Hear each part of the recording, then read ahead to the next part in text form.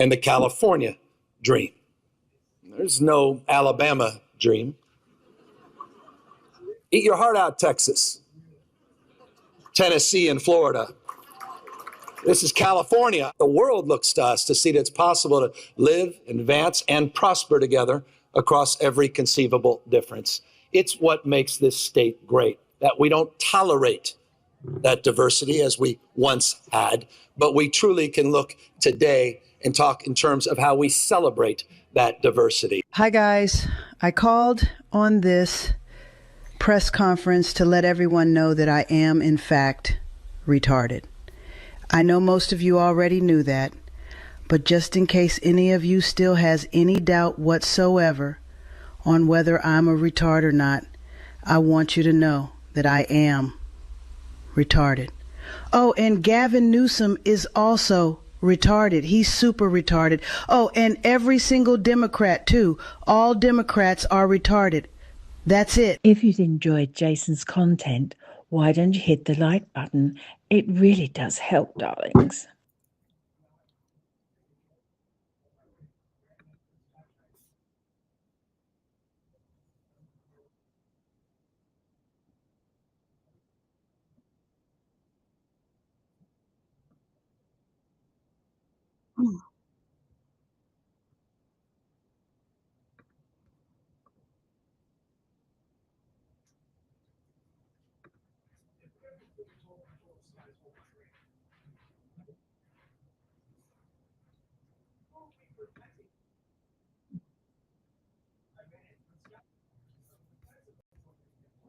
Who are we protecting exactly? Remember, Iran had good sky trackers and other defensive equipment and plenty of it, but it doesn't compare to American made.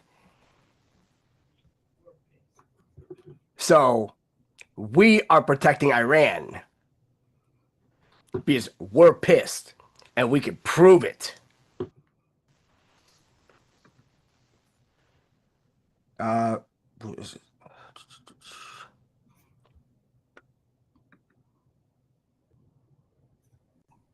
Damn, hold on a second. It was.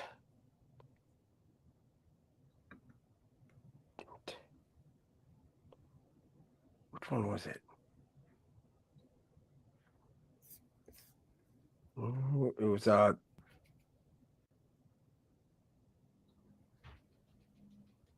it.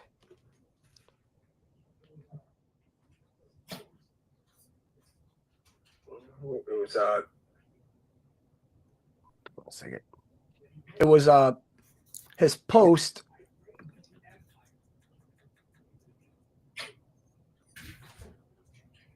that he mentioned about the Iranian Empire. Why would he call it the Iranian Empire? I wish they keep their original names. I mean, the Persian Empire. Funny thing is that, you know, BB mouthing off and talking about King Cyrus like, ooh, this is bad. This is real bad, BB. Because, you know, at the end of the Old Testament, you know, King Cyrus is there because he was buddied with King David. Imagine that. And lo and behold, who was the ruler of Persia? It was Cyrus the Great.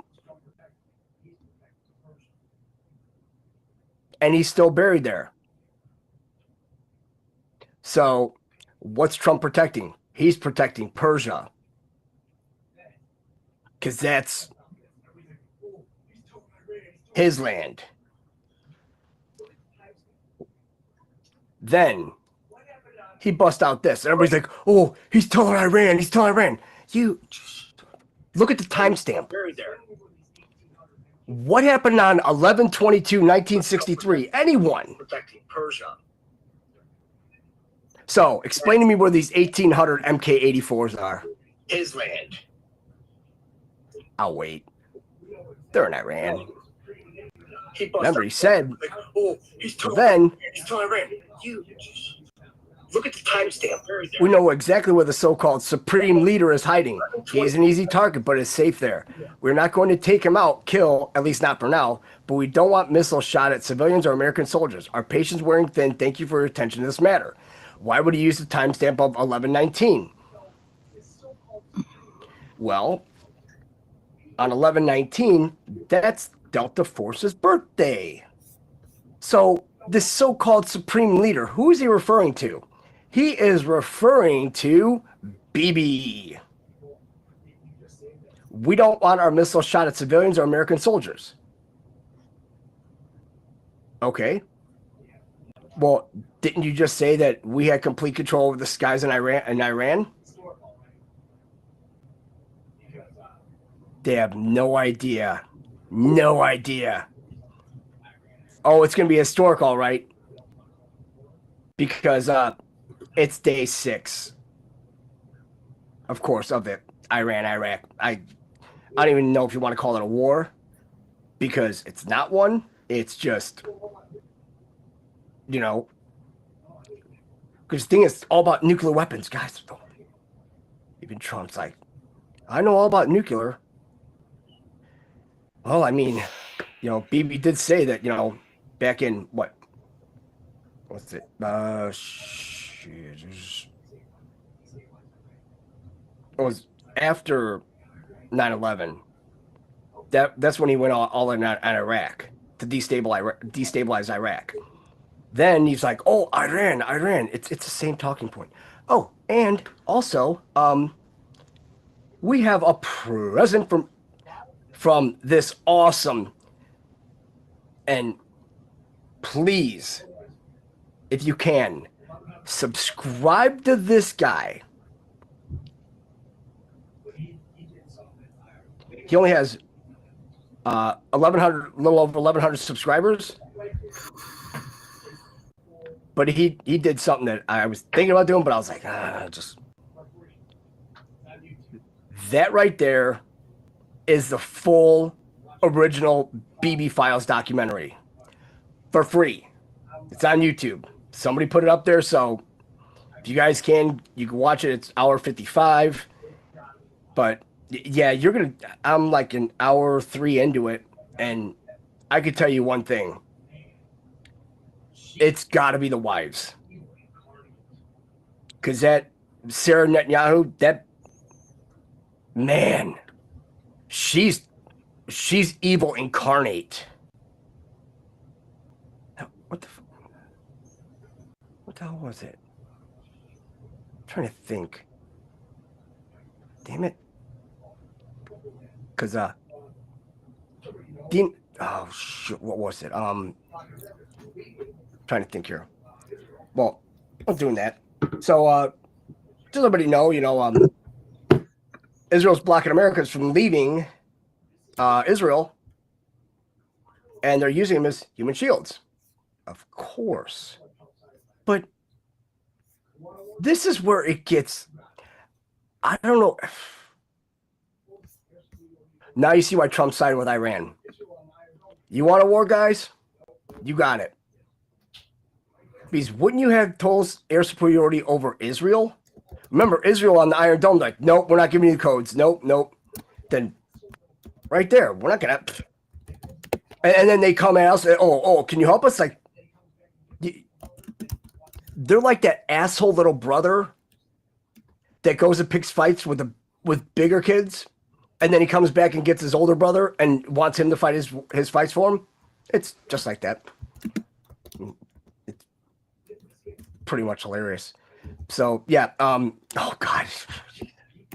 Yeah, we have a couple videos here.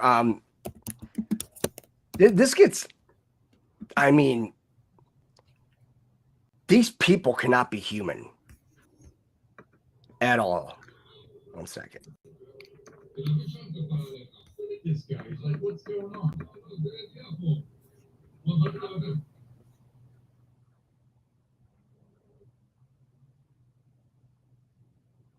Okay, this is a short one.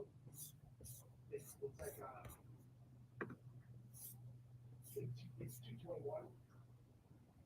Okay, this is a short one. It's like it's 221. I'm sorry to show this. This isn't Israel, guys. Look at this guy. He's like, what's going on? And I'm sorry I have to show this. Look at this guy. He's like, what's going on? What? He's like, what? I'm here for the gang. You said it was a 8 p.m., right? You said no clothes. Guy looks confused. Walk. Obviously, now it's proof. We know that they wear diapers. We have visual proof of a diaper sighted on Lake Street, south of Goyen Avenue. Suspect was holding a cigarette, asking if he was at the right location to begin. He looks so confused. He's like, wait, I thought this was chill.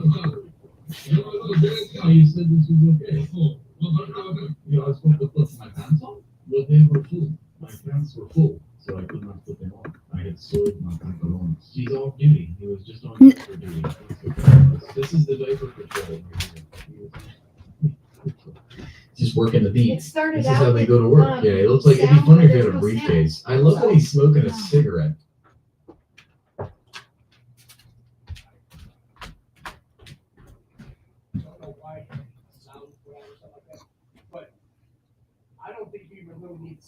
All right. Don't know why the sound went out or something like that, but I don't think you even really need the sound. The guy was walking down the street and, oh, you know what? I will play again. Let's see if this works again. Sorry, guys.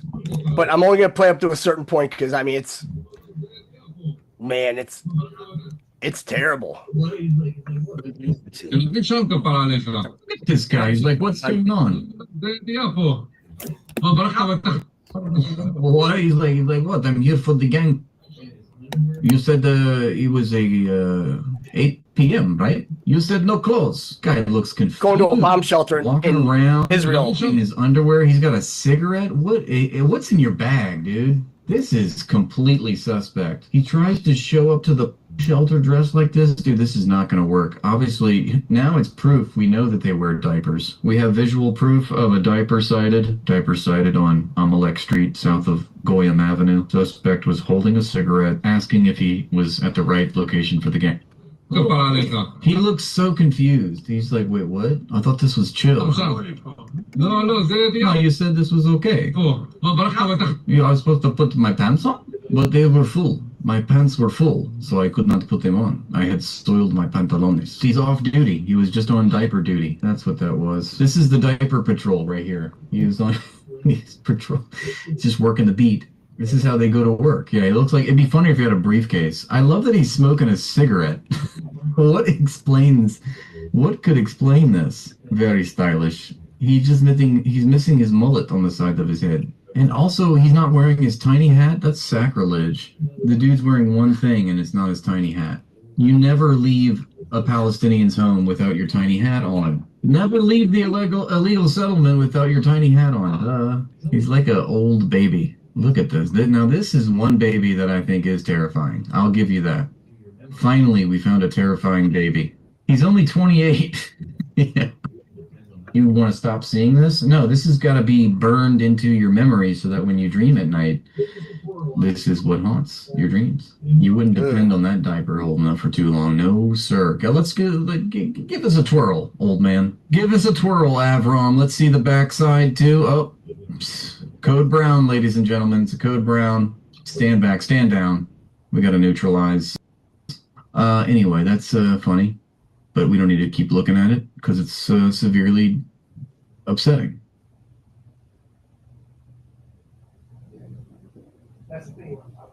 So, Ooh.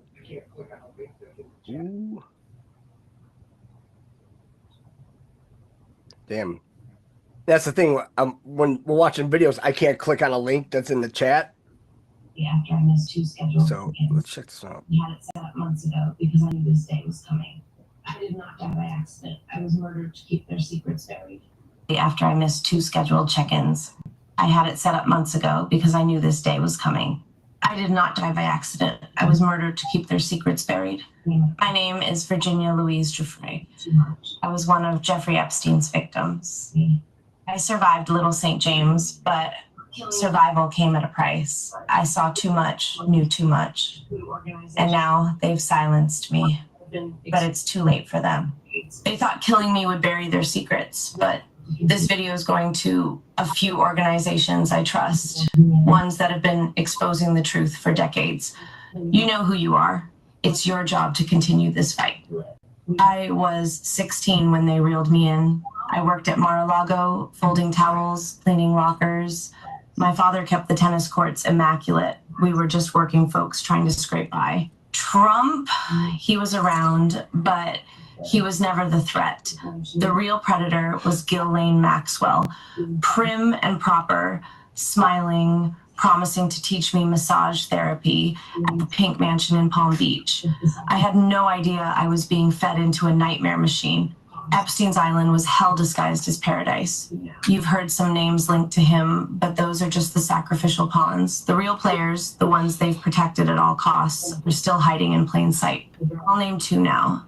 The first, a former US president, Barack Obama. Publicly, he's revered. Privately, he was one of the worst. He wasn't there for the girls, he was there for the island boys. Young boys, trafficked and groomed. I saw him more times than I can count, always without his Secret Service detail, sometimes with his Hollywood friends, George Clooney and Tom Hanks. I still have nightmares about them, arrogant and drunk on power, slinking into the cabanas with kids barely out of childhood. The second, Bill Gates, the billionaire philanthropist, loved by the media, hailed as a savior. We called him the benefactor, and we used to dread seeing him naked. But he didn't come to party. He came to experiment. Genetic experiments, human experiments. I saw him inject a young girl with something they said was a genetic enhancement. She was younger than me, strapped to a table, terrified, treated like a lab rat while they muttered about seeding the future of the species. These men think they are gods, playing with life like it was theirs to own. I'm telling you now, Epstein isn't dead. They staged his death because he was too valuable. He held blackmail on some of the most powerful people on earth. Files, videos, confessions. They couldn't risk him talking, but they also couldn't risk him gone, so they hid him. Stashed him under the protection of the same elite who once paid him to supply them with flesh. And they thought killing me would stop this from coming out. They were wrong, and there is so much more to come. Hidden servers, encrypted drives, witness testimonies. It's all going to hit the light. This video is just the first detonation. The data drops are timed and automatic. They are going to people who can make a difference, and nobody can stop it now. Not even the law enforcement agencies in the US and UK, the same ones that buried the evidence I handed them, can stop this truth from getting out. If you're watching this, you, the resistance, don't let my death be just another headline. Burn their lies to the ground. Make the world see the monsters behind the masks. And to any survivors out there, don't give up. We're in this together. They can't kill us all. Make them pay. Damn.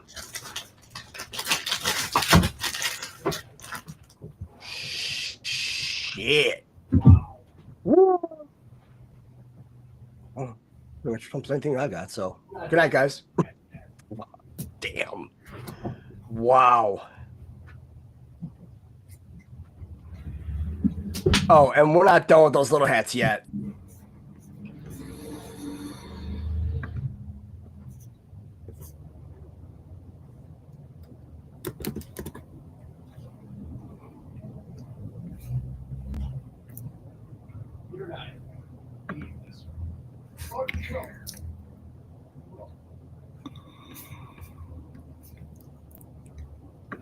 You're not even going to believe this one. Oh, you will. You will.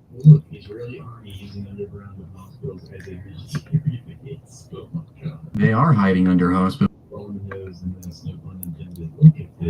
Of course. But it's amazing what changes when you're heavily funded. When you're rich, you just get away with anything.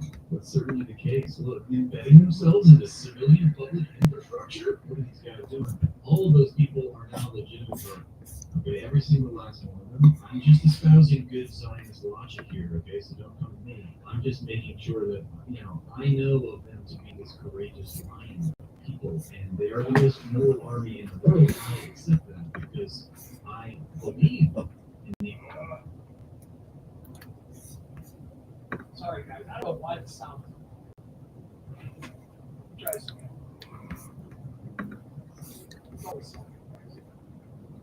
Sorry, guys. I don't know why the sound isn't working. Let me try this again. It's always something, guys. See? They are hiding in That. Of course, we know that. Remember, all of the Israeli army using underground goes as a. Let me know if there's sound now. They are hiding under Not now, but hospitals too. Of course, we know that.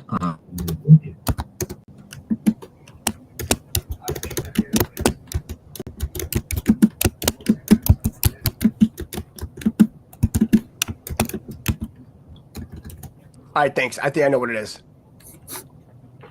1 second, guys. Sorry about that.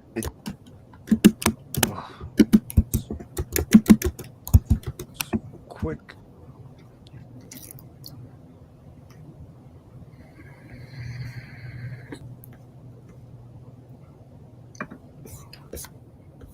One second, guys. This.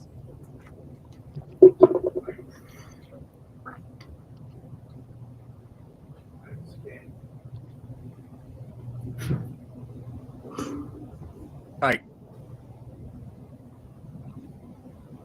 Try this again. So of course, but it's amazing what changes when you're heavily funded. When you're rich, you just get away with anything. That's certainly the case. Look, embedding themselves into civilian. Of course, but it's amazing what changes when you're heavily funded. When you're rich, you just get away with anything. That's certainly the case. Look, embedding themselves into civilian public infrastructure? What are these guys doing? All of those people are now legitimate targets.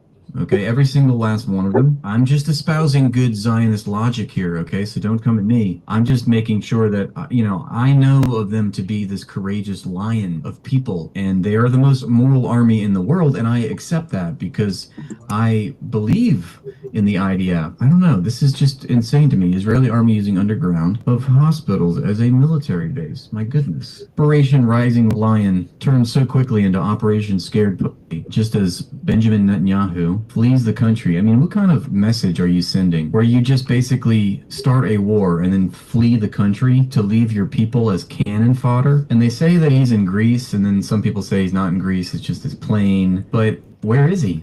Nobody knows. He's awfully quiet over there. Like I said, all quiet on the Western Front. Isn't it so funny, though? Operation Rising Lion. I mean, he gets in and he's got a cold and he can barely get through the speech, and he's talking about how he's a lion and the people of Israel are rising lions. And the next thing we know, we got him on tracker. His plane has left the building. He's out of Israel. No time to stick around. And, the major takeaway from that is that not that he was fearful of the Iranians. I think he was fearful of his own people. I'm certain that there are factions within the Israeli population. I know this is crazy to imagine, but, Netanyahu is deeply unpopular even by Israeli standards. Even the Yazidis tried to, knock off the old Austrian painter and failed in the Wolf's Den. Right? Everybody remembers the Wolf's Den. What do they call that place? The Wolfenstraße. Yeah, I think the fact that he fled his country is to escape his own people, not necessarily to escape the Iranians. That's right. The chosen people chose the bunker life.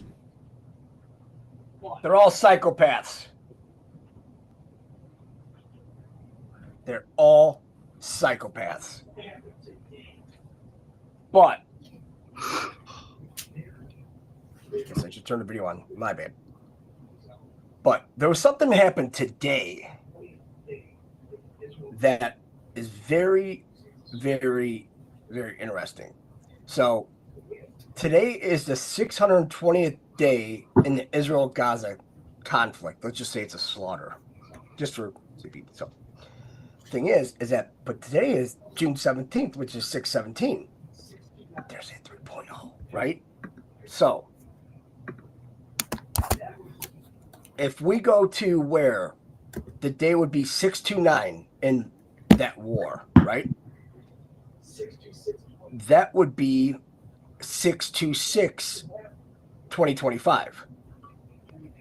Well, 62625 is a 21. So if you add 2 to that, what number do you get? 23 pain. Because 629 is a 17. Go by the numbers exclusively.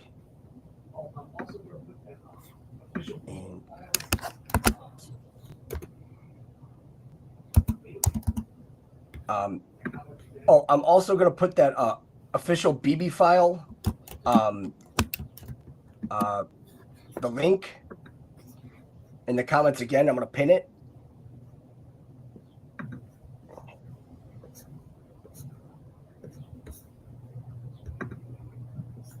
Oh, damn it.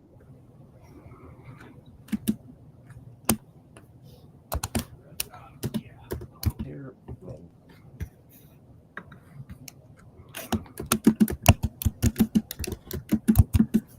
Because, yeah, oh,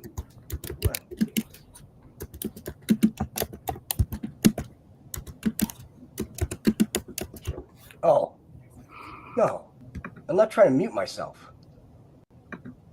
Damn it. There we go. Oh, technology. Allow me to do it. So, there is something interesting that happened. No, I mean, there's a lot that happened. Oh, my host. So it seems let's see. Food Network chef Amberell's dead at 55, huh? Wonder if she's cooking too, huh? So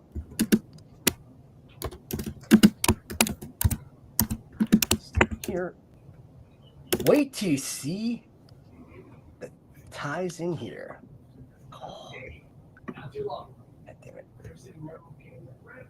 Share screen. Here we go. Okay, New York Post. Today, not too long ago, New York City mayoral candidate Brad Lander. No relation at all. None. No. Released after chaotic arrest by ICE agents at immigration court.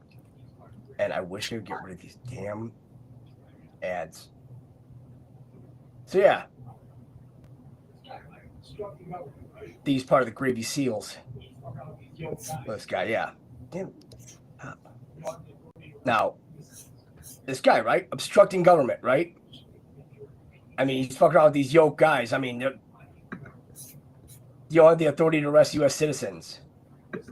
Well, actually, if you're impeding on a federal, federal business, you can be arrested. And the funny thing is that he put no one is above the law back in 2024. Yeah, immigration court, right? With his wife, yeah. And Hochul, right? We're going to talk about Hochul, too, because I think they're all screwed. Hello, Miss Jazzy. So, we just have to take a look. 1 second. We're going to chase this down the communist route, shall we? Let's do that. I can wait till you see how many communists we have in this country. You're going to flip. So, Bradford, right? Fucking tool. Knows, right? Progressive member of the Democratic Party, right? Can you hear me? Like the city comptroller. Yeah, go figure. With the money. Imagine that. January 1st, 2022, he was endorsed and progressive such as AOC and Elizabeth Warren. Son of Carol Lander, Dave Lander, bankruptcy attorney. Reformed Jewish family. Progressive Judaism, right? Because nothing says progressive like Judaism. It's pure communism. But the political affiliations. So we're just going to take it. Working families. Now, what do we say about progressive parties and how they're all about like communism? Because, I mean, why not? Just like all the rest of them. Working Families Party was first organized in 1998. Oh, sorry, guys. Move this over here. By a coalition of labor unions, community organizations, members of the now inactive National New Party. Yeah. It was full of communists. And, advocacy groups, Citizen Action of New York and Acorn. Yeah. Community organizations for reform now. I mean, Yeah, progressivism, social democracy, democratic socialism. 1 + 1, 2. So, Dan Cantor, right? So, we'll look at Dan Cantor. Dan Cantor, and he's the one that first national director of the Working Families Party, right? That's when it started. Political organizer known for organizing labor community figures to advocate for social democratic reforms in the Alinskyite social democrat tradition. Y'all remember Saul Alinsky, right? Rules for Radicals. I mean, Hillary Clinton wrote him a letter. We could even pull that up. We still have that. I mean, Bill Ayers, Weather Underground, they have ties directly to the Nationalist Lawyers Guild. I mean, imagine that, right? Imagine that. You guys, they're all communists. So, I want to get back here. You remember the labor coordinator for Jesse Jackass's fucking, because who was one of his buddies, MLK, and MLK, devout communist. So, like the Connecticut Working Families Party. Jesus, you guys are just lost. But let's go down to like grassroots independent political organization. The WFP have been referred to by some as the Tea Party movement of the left. So the Tea Party on the right, communist too? Can't probably doubt it. But no, some of the parties endorsed candidates include Dan Malloy, Connecticut governor, U.S. Representative Jesus Chuy Garcia, Chris Murphy, yeah, that Chris Murphy, and Letitia James, and yeah, wait till you see what he pulled. But there's somebody else. Oh, of course, Elizabeth Warren for a campaign for president of the United States. Like, remember when she tried that shit? Yep. But I want to go down to 2000, like this. Ayanna Presley. Yeah, that's the bald bitch. Yep. Rashid Tlaib. Yep. I mean, Jamal Bowman, a principal that doesn't understand a fire alarm. Notice how they're all in public education. Need you to remember that because we have to go to 2018. I know I'm flying through this because when you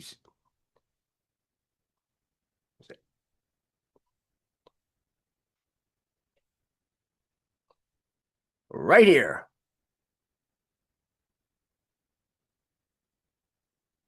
Cynthia Nixon, you say. Remember that picture with Obama and the little redheaded girl, Maggie Nixon?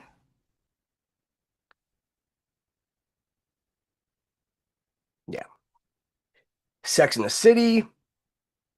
Oh, which is this bitch? This whole thing is sideways. Broadway debut, Tony Awards, all that good stuff. Well, not even good stuff, just shit. Okay. But education, Barnard College, of course, the Women's Liberal Arts College. Jesus. Now, spouse, yep, she's one of them, but her partner, and he's one of them. Children, 3. This will come up big. See. So, she met her wife at a 2002 gay rights rally and announced engagement at a rally for New York same-sex marriage in 2009. Received the Visibility Award from the Human Rights Campaign in 2018. I think we need to get rid of all these. And she credits her mother for indoctrinating her into theater. That indoctrinating is kind of, but yeah, Hunter College Elementary School, Hunter College High School, Barnard College. And like I said, I mean, still waiting on the ink, and then I'll have us print it up because I'm going to go through this bit pretty deep. But if you notice, she's been in a lot of stuff in Hollywood, right? But where's that? She's with Spacey. New York Shakespeare Festival production.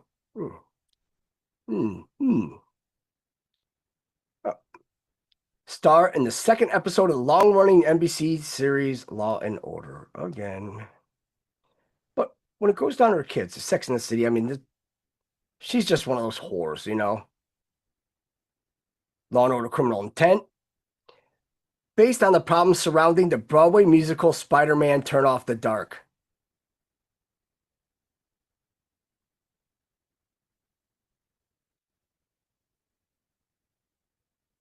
Wow. It even drags Bono into it. The Broadway production was notorious for its many troubles. Several actors were injured performing stunts, and the opening act was repeatedly delayed, causing some critics to review the unfinished production. Who produced this? Oh, Julie Taymor. Because why I'm asking this is... What's the Bible?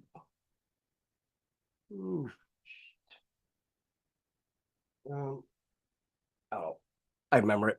So, remember when he said that Michael Moore, one of his tweets on 10/28/2017, said Michael Moore total bomb on Broadway? Huh. That ties in Law and Order Criminal Intent, and she was in the series The Big C. I mean, I wonder what that means. See you next Tuesday. So you have Law and Order, then you have a Broadway musical, Problems, a total bomb on Broadway. I mean,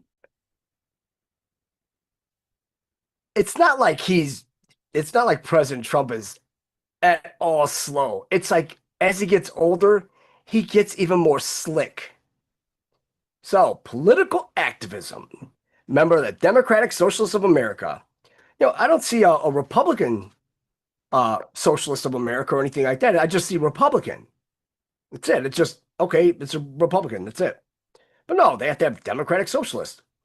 Longtime advocate for public education. Not.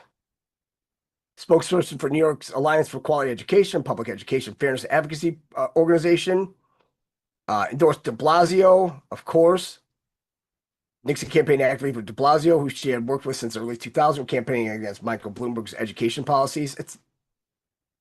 You're swapping diarrhea for a turd. That's all you were doing in that.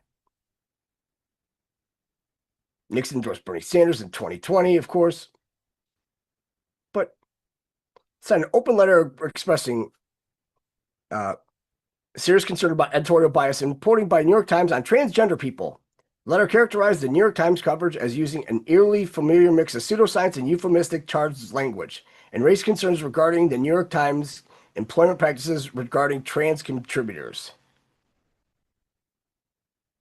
Because they're fucking not right in the head. That's why. I mean, if you're going to go around and chop your dick off and think you're a female, I mean, go for it. So, all this working family parties and everything, right? Endorsement caused a schism in the party as labor unions, including Service Employees International Union, Communication Workers of America. Yeah, so the people that make beds in hotels, why'd they unionize? Because who usually does it? Who's usually communist? Yep.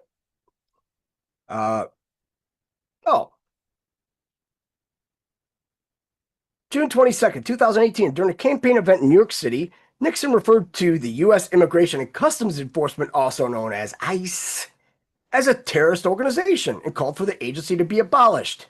She later reiterated her claim in a Twitter post. Reiterated. She didn't retract it. She just reiterated it. On October 5th, 2018, working family parties removed Nixon's name from their ticket after deciding to endorse Cuomo and Hochul. So, communist. Cuomo was forced to resign as governor following an allegation of sexual harassment by a woman who worked in his office. Well, women, not a woman. As a result, the scandal, who stripped of his honorary Emmy given him for his televised COVID briefings in 2020. Oh my God. You should have let him keep the award for wearing barbell nipple rings at a at a press conference. Now, you want to talk about redundancy. It's like, oh, Nixon supports South Africa's genocide case against Israel. Wow. Wow, that isn't the pot calling the kettle black, right? December 2023, she joined a 5-day hunger strike outside the White House calling for a ceasefire. Just because you stay coked up for 5 days, don't call it a hunger strike. You have a drug problem. So, 1998-2003, Nixon was in a relationship with educator Danny Moses. Educator, right? They had 2 children together. Above it said 3, now it's 2. June 2018, Nixon revealed that her oldest child is transgender. I wonder which one that could be, Maggie? Or is it Michael now? Which one?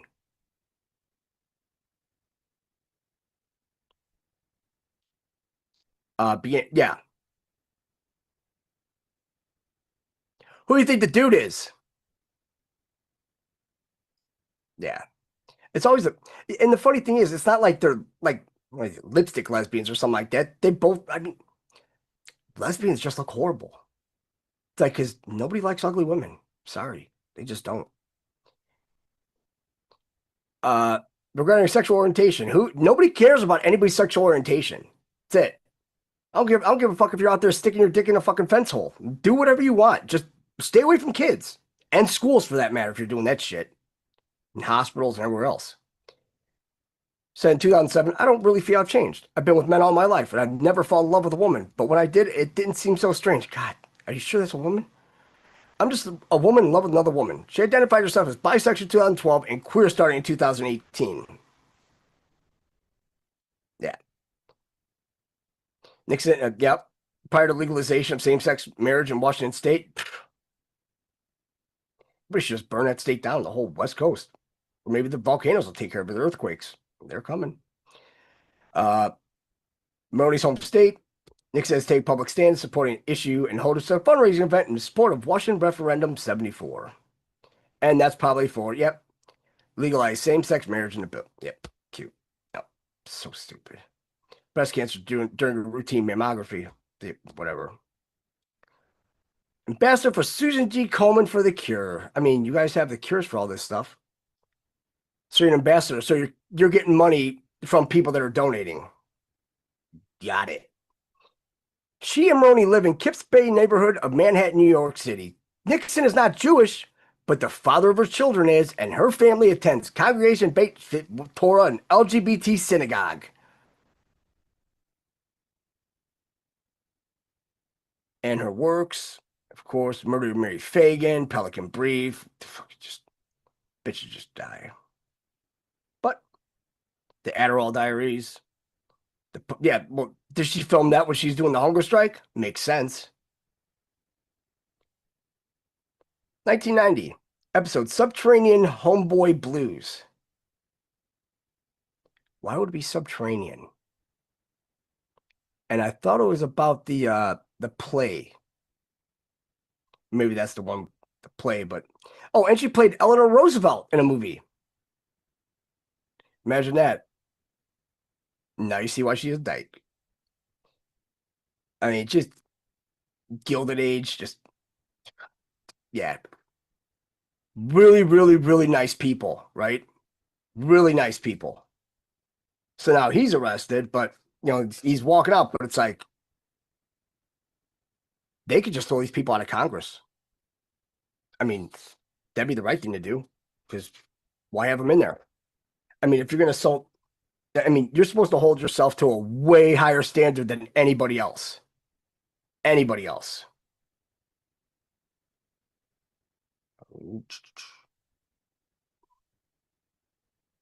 Oh, here we go. What's that, guys?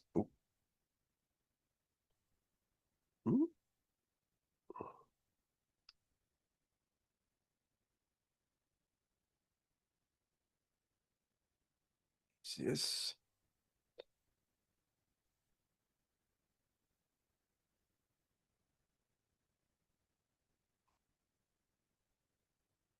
You guys ain't gonna believe this shit. If anybody's in Chicago, you're gonna be like, you're about to see racism in high def.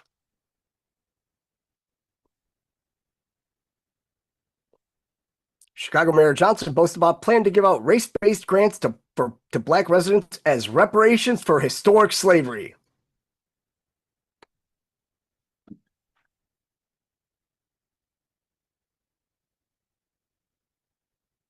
When we talk about reparations, we are not talking about something that is far off in the distant future.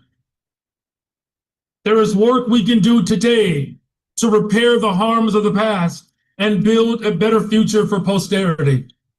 We know that historic disinvestment by government and private sector has left too many of our communities, particularly the South and West Side neighborhoods, without control of the assets in our own communities, excluding us from wealth building and opportunities.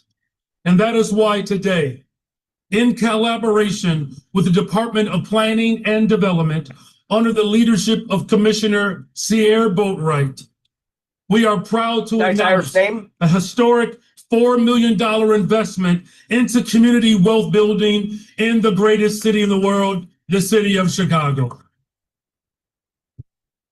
The Wealth Our Way Capital Grant Program will be administered by Community Desk Chicago. It will fund community-driven wealth building models designed by the very communities that they serve. With up to $500,000 in capital grants per project and $3.5 million reserved for shared ownership models, the investment will put economic power directly in the hands of the community that have been affected by historic slavery. Wealth Our Way will bring us closer to building the Chicago that our ancestors dreamed of. Thank you, Janae, and the tremendous support that Wealth Our Way will bring to Black residents in reclaiming ownership of our own communities. That is the spirit of Juneteenth, you all. It is about reflecting on our past. Other cultures are taught to never forget. We need to be reminded as Blacks here in Chicago and America, remembering our past and working towards a more just future. Investing in Black is not a criminal act. That's got to be racist. There's no way. I would just keep it real. There's no way that is like of our culture.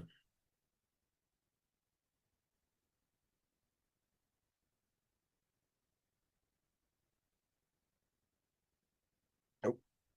Come on.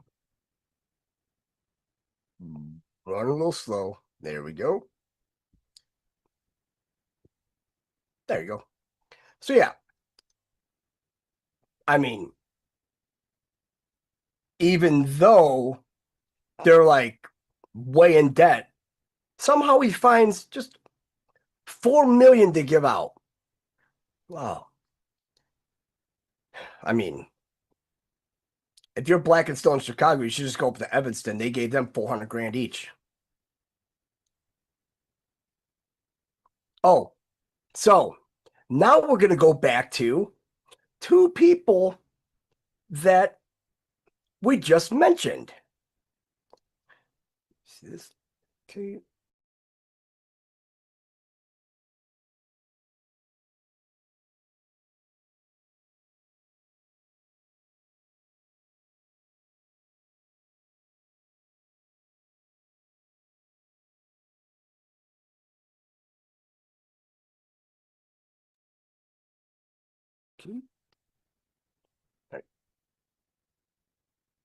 So this is where it gets fishy, y'all. After 14 months without any payments, the Attorney General's office finally issued the first payment to Davis Polk, $231,644. 4 months after William Polk joined Davis Polk. This was the beginning. Over the following months, payments continued to flow, bringing the grand total to $483,404. The firm that had received no payments from the Attorney General's office for over a year was suddenly receiving substantial funds from that office. And we're back, y'all. Thank you for watching today. Go ahead and hit that like button, my people. You know that it helps us out a ton. And of course, it helps you because it helps us keep bringing you this content. Now, y'all, how low does this go, y'all? You ain't gonna believe how this. deep is the rabbit hole, the Letitia James rabbit hole? I feel like over the past 3 months, 4 months now at this point, we're looking at allegations of mortgage fraud, allegations of insurance fraud, allegations of using a jet for personal use on the public dime. Just all kinds of crazy allegations. And now Sam Antar, he's bringing more allegations, y'all. This time he's saying how Letitia James paid the governor's husband's law firm and got a $10 million legal shield in return. Now, y'all may remember that the legislature of the state of New York included in their budget a $10 million set aside for any state officials that are targeted by legal action. Now, you would think that this would have to do with legal action that has to do maybe with your official position or your official capacity, right? But apparently, they're going to allow Letitia James to use this $10 million of public funds to defend against private, not public, but private criminal allegations and accusations, y'all. That's what it's looking like. And here Antar says that there may have been some kind of quid pro quo involved. Let's take a look. Antar says that the records show for 14 months, David Polk, now employer of William Hochul, had a dormant $325,000 contract with James's office. Zero in payments and nothing moved. Then in January 2024, Governor Hochul's husband joined Davis Polk's white-collar defense unit. 1 month later, the expired contract was filed or approved. 401 days after it began, 37 days after it expired. By April 30th, 2024, the payments began. $231,000 first payment, $483,404 total by June 2025 from James's office alone. So you're talking about from April 30th until June. So that'd be about maximum, a month and a half. Talking about over $483,000. Let's take a look at white collar fraud to get some more details. You also, listen, where there's smoke, is there always fire? Not necessarily, right? There's not always fire, but there's a lot of smoke here, y'all. Let's get into this $483,000 question. But before we do, y'all, make sure you take care of your money. I'm not going to make this a long one, y'all. Go to Paralegal, P-A-R-A. Hold on a second. I hate these commercials. legold.com or call 84 Precious Retirement. How James directed funds to the governor's husband's firm before her $10 million shield. So here Antar says it began with a contract. Let's take a look at it. All right, so this is probably going to be on the thumbnail, y'all, this contract.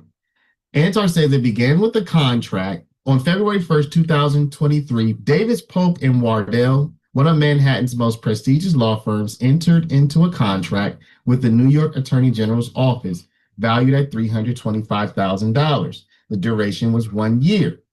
For 14 months, the Attorney General's office made no payments to Davis Polk under the contract. So no payments went out, and apparently the contract would have expired. This wasn't indicative of broader financial constraints. From October 2021 through December 31st, 2024, Davis Polk had collected $7.12 million from the legislature and assembly alone, all before the governor's husband joined them. All right, y'all, so this is the setup. Davis Polk is this law firm. They're getting paid by the state, which is totally fine, right? They're getting paid by the state to do legal work, which is fine. But at this point, the governor's husband did not work for Davis Polk. So they have this contract with Letitia James's office. It's for $325,000. No payments have gone out, and the contract expires. Okay. But during this time frame, the governor's husband does not work for Davis Polk. The Attorney General's office remained the sole holdout. Month after month, no payments flowed to Davis Polk. Okay. So they have this contract. Maybe they don't need their services. And it's for 1 year, $325,000. They being the Attorney General's office, Letitia James's office, they don't do anything with the contract. So they apparently never require or request any work from this law firm. On January 2nd, 2024, William Hochul Jr. walked into Davis Polk's Manhattan offices for his first day of work. The governor's husband had left his position at Delaware North for a prestigious role in the firm's white-collar defense and investigations unit. His compensation was nearly $1 million during 2024. His specialty, defending clients against federal criminal investigations. What happens next raises questions about basic government accountability. State contracting rules require prompt filing of agreements, but this contract sat unfiled for 401 days after it began, including 37 days after the contract had expired. This delay is extraordinary. Most government contracts are filed immediately or within days of execution. When it finally surfaced on March 8, 2024, state records offered no explanation for the delay. According to state comptroller definitions, this transaction approved/file date represents the date the transaction was approved by the comptroller's office or the date that the state authority contract was filed with the office of the state comptroller. So this is where it gets fishy, y'all. After 14 months without any payments, the Attorney General's office finally issued the first payment to Davis Polk, $231,644, 4 months after William Hochul joined Davis Polk. This was the beginning. Over the following months, payments continued to flow, bringing the grand total to $483,404. The firm that had received no payments from the Attorney General's office for over a year was suddenly receiving substantial funds from that office. James was establishing a financial relationship. This is the claim, right? This was the claim that James was establishing a financial relationship that benefited the governor's family. All right, y'all. Now, this seems to be where, so now, y'all, I'm not going to read this whole thing because it is quite long, right? But it seems to be that here Antar is making a bit of a, I scratch your back, you scratch my back, right? We had this contract that was open with Davis Polk. We didn't use it. We didn't need it. $325,000 just sat there dormant. We didn't do anything. Oh, now the governor's husband works there. Y'all, let's find something for them to do. Let's get that money in their hands now, right? That's going to benefit the governor's family because it benefits her husband. That's the case that Antar is making here, okay? And what happens when, on the flip side, a year later, Letitia James is facing an investigation, a criminal investigation, no less, and she's going to have substantial legal expenditures out of her personal, y'all, her personal pocketbook. Well, here we have this $10 million provision put into the state budget, which Letitia James can then presumably get her grubbies on, right? And say, oh, okay, well, you know, they're only coming after me because of my official capacity. So let me get my grubbies on that 10 million so that I can pay for my defense. That's the picture that's being painted here, y'all. Now, again, this is all new information. Sam Antar, this guy is, I wouldn't want to be on his bad side. Let's just put it like that. So, y'all, what do you think about this? Okay, you have this $325,000 contract to this law firm. The Letitia James's office does not use it at all. It's for a year. The year goes by, and then The governor's husband goes to work at that law firm, and then all of a sudden, Letitia James's office starts kicking them business, hundreds of thousands of dollars of business to that firm. Does it sound like corruption? Does it sound like a coincidence? Does it sound like maybe putting things together that maybe don't go together? Let me know what you think. Let me know down in the comments, people. But before you do, you already know what I'm going to say. Share this video out, please, over email, text message, WhatsApp, Facebook, Snapchat, Instagram, all of your favorite social. Today, buddy, not today.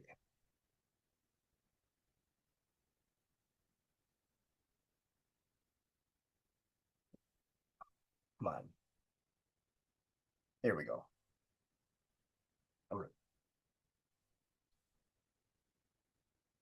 Out here.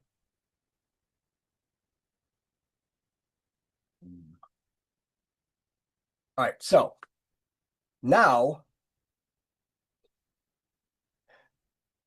I'm gonna put this back in the chat. Because now, after watching what I watched on so far on the BB files. Come on. No.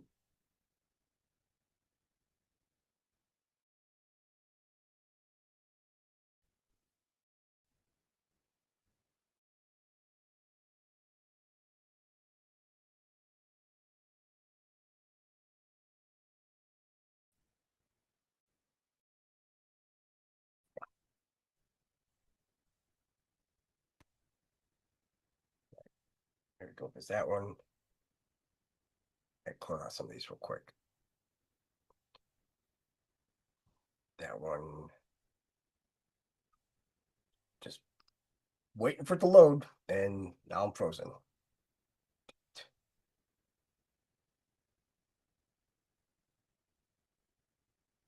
Wait a second. What does that say? It says.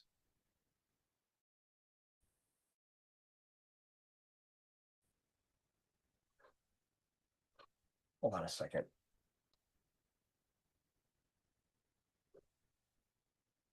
Yeah, I know the video's frozen.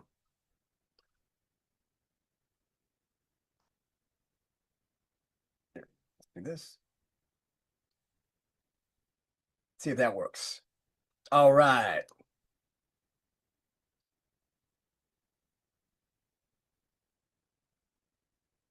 Oh, you don't say, huh? So, you think they're snitching on everybody right now? So, following U.S. Defense Secretary's statement about transferring American air defense systems from Ukraine to Israel, the Russian military has destroyed U.S. air defense systems in the Ukrainian capital, Kiev. So, what's so funny about that? Remember we went over it was a while ago, the Israel Ukraine deal, how they're like tied in together. Yeah, remember Israel sent Patriot missile batteries over to Ukraine because they want an Iron Dome for themselves, and they're like, no, we're just gonna just give them some little we'll give them some Patriot missile batteries, right? Because what could happen then, right? Right? Because now all making sense. So, Talpiot Unit 8200. Talpiot, Special Forces Engineer Training for Management of Strategic Tech Domination. 3 years in physics, math, comp science, while field training across all IDF branches, then 6 years service in the IDF. Like we said, 3, 3, and 3. You get 3 in the beginning, 3 physics, math, comp science, and then 3 to apply. Unit 8200, Israeli NSA and engineering force source for Israeli cyber power worldwide. This should scare people. This is why they all need to go down. I mean, Israel needs to be destroyed. That's it. That's all of it. Dagens Mossad, human intelligence, versus ZB Farkashas, Aman 8200 signals intelligence, and equals Hugh intelligence, Cohen. Funny thing is that, remember, they talk about the Awan spy ring. The M, you flip it upside down, it's a W. That's the spy ring. It's the 8200. Talpiot Unit 8200 power is a result of long-term Israeli technical intelligence. LACOM. An age of ascent of cyber warfare, should we talk about tech int or cyber int? Like cyber, cyber intelligence, of course. So we not only do it for us. This is Netanyahu. We share it with dozens of countries. We prevented dozens of terrorist attacks, major terrorist attacks. I wonder how you prevented them. So you create like bullshit surveillance stuff and sell it off to other countries, disguising it as, oh, you're going to need this to, so you don't have terrorist attacks. All the while they're stealing all of your information, all of your data, everything. They got you bent over a barrel. Because who are the ones that are doing the terrorist attacks? It's them. So when you take security interest and intelligence, something that they really don't have, they're kind of, they may think that they're smart, but I think they're just flat out retarded. They just play the same playbook over and over. It's like a broken record. That countries have to protect themselves against terrorism, and that's pretty much all countries. And you take the needs for technological, the innovation that is driving the world right now, both of them are present in Israel, and so everybody wants them. And that gives me the third thing, which is the massive flourishing of Israel's diplomatic relations with just about every country in the world. Not all. We're not big on North Korea, not too big on Iran, but just about everyone else. And yeah, really?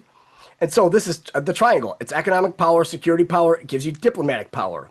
That will take a few years to transition itself into the votes of this archaic body called the General Assembly of the United Nations or some other bodies. It'll take a while until they get all the news, but it's happening all over the world. So Israel has never been stronger militarily, economically, diplomatically, and it's very deliberate policy, and it actually begins with economics. Netanyahu, from interview with Mark Levin, March 11, 2018. That's 11/3/11. But yeah, and who's in Trump's cap? Yeah, another war hawk. I will soon declare the technological scientific program to strengthen Israel's security. Netanyahu told science ministers and delegations from 25 countries at a convention in Jerusalem. Among other things, the revolutionary program will advance Israel in quantum technology. That field is vital for Israel's intelligence, from how quantum physics can make Israel more secure by Shoshana Solomon in Times of Israel 5:30-18. So, 1979 harbingers of 9/11 agents, Talpiot, right? Jerusalem Conference on International Terrorism, organized by Netanyahu. Why? Because just 4 years earlier in 76, in that raid in Entebbe, was it Nigeria or Congo or Entebbe? It was in Africa. So his brother was the only one killed.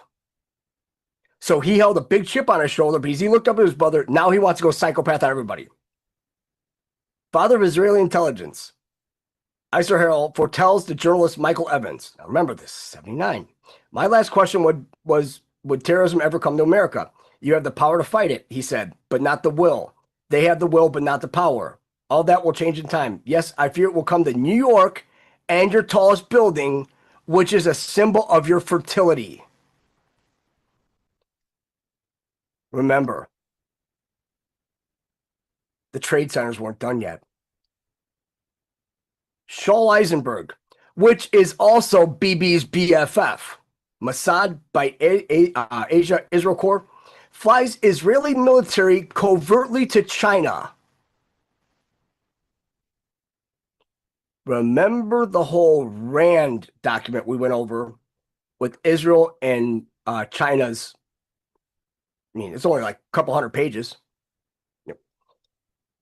Yosef Badansky Lachem arrived in USA, helps create the Technology Transfer Center. Where in the hell are you transferring it to? Oh, you're transferring from here to Israel. They turn around and sell it to other people. Black market, whatever market. They don't care. Filth. The Talpiot program begins. Awesome. Intelligence. City of London, Rothschild to Amman Lachem. So, Awan. City of London, B'nai B'rith, Scottish Rite, Knights of the Golden Circle, KKK, Simon Wolf, Judah Benjamin, and you-know-who, Albert Pike.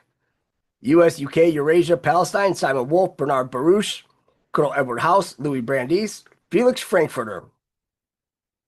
UK, Kim Philby, Victor Rothschild, Flora Solomon, Benison, City of London, Rothschild, Soviet Zionist, Satanic. US, James Jesus Angleton, big CIA Mossad. 1956, Egypt invasion through JFK, Damona, Numek. Talk about that.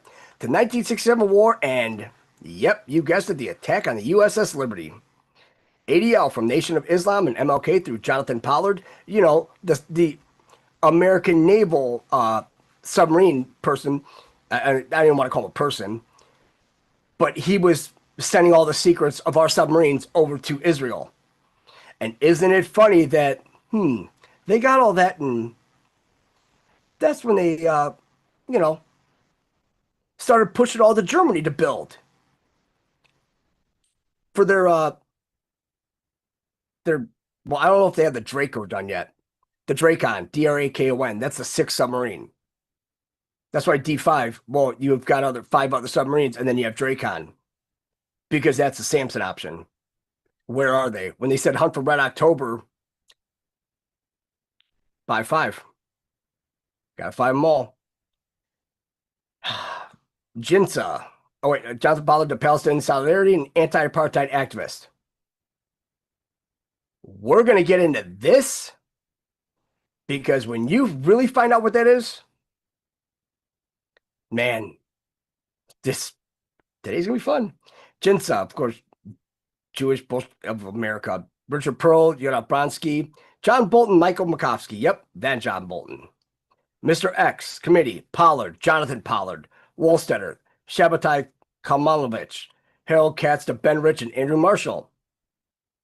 Andrew Marshall, guess what they nicknamed him? Yoda. Cute. Mega Group, Rahm Emanuel, Leon Firth, Richard Clark, Brompins, Wexner, Steinhardt. Yep, MS-13. You've got the head, and then there's 13 people below him. Security grows out of mushroom cloud, of course. Samson option, 0.1. Subterfuge, rumors of warmongering and bombs, mid-1800s to mid-1900s. So please tell me again, it's a fucking Israel problem. Samson option 1.0, spying, false flag assassinations, and macro nuclear threat, 1950s and 1970s. Samson option 2.0, because remember, we mentioned Samson option 1.0, right? False flag assassinations and all that. When we look through all the calendar dates, right? Why was it after 1948 is when the world went to terrorism and shit? Them. Samson option 2.0, technology transfer, of course. False flag terrorism and tactical micro nukes. 80s to 9/11 era. Well, yeah. Hello. Samson option 3.0, mass MK Ultra con ops. I think we're seeing that right now. Global Talbot, Unit 200, and kill switch diplomacy. Now, future? Yeah. Fuck them. Economics. Fire up the firms within the little 9/11. Now, there are new industries. Israel is literally, how can I say this? Israel is literally driving the world. That should scare people when they want these electric driving cars. Yeah, no. I'm talking about autonomous vehicles. Israel is a world leader on autonomous vehicles. 500 tech companies that spring up almost instantaneously, of course, through the Talbot program. And one of them, Mobileye, up there on the left, was just sold to Intel for a paltry sum of $15 billion. But the interesting thing is that Intel said to them, here are the keys to our 30 worldwide autonomous vehicle businesses. You run it. Israeli technology is driving the world. And one last industry. There are many more, but one that you're all familiar with. You have bank accounts. You should, okay? Well, you don't want anyone hacking in them, right? Or into your cars, or into planes you ride? F-35, South Carolina, ring a bell? You need cybersecurity. Everyone needs cyber. Israel's become a world leader in cybersecurity. So what percentage do we get of the world's global investment in cybersecurity and private investment in cybersecurity? We're 0.1% of the world's population, and we get a whopping 20% of global private investment in cyber. We're punching 200 times above our weight. Not 2 times, not 10 times, not 100 times. 200 times above our weight. That's very strong. Netanyahu at APAC 2018. So, replace bank accounts with crypto accounts. Right? Who's doing the pump and dumps, guys? How are they getting all this money? They're stealing it from everybody else. It's what they do. And these are a couple of books, like Losing the Peace Incentive, Israel's a Warning, Shock Doctrine, Wiretappers and Techno-Tyranny, and the Shadow Factory, Ultra Secret NSA from 9/11 to Eavesdropping on America. Is MITRE the Trojan horse of 9/11? Did Mossad deceive the U.S. military in 9/11? The Israeli connection to 9/11 from Solving 9/11, the original articles by Christopher Bolin. Companies,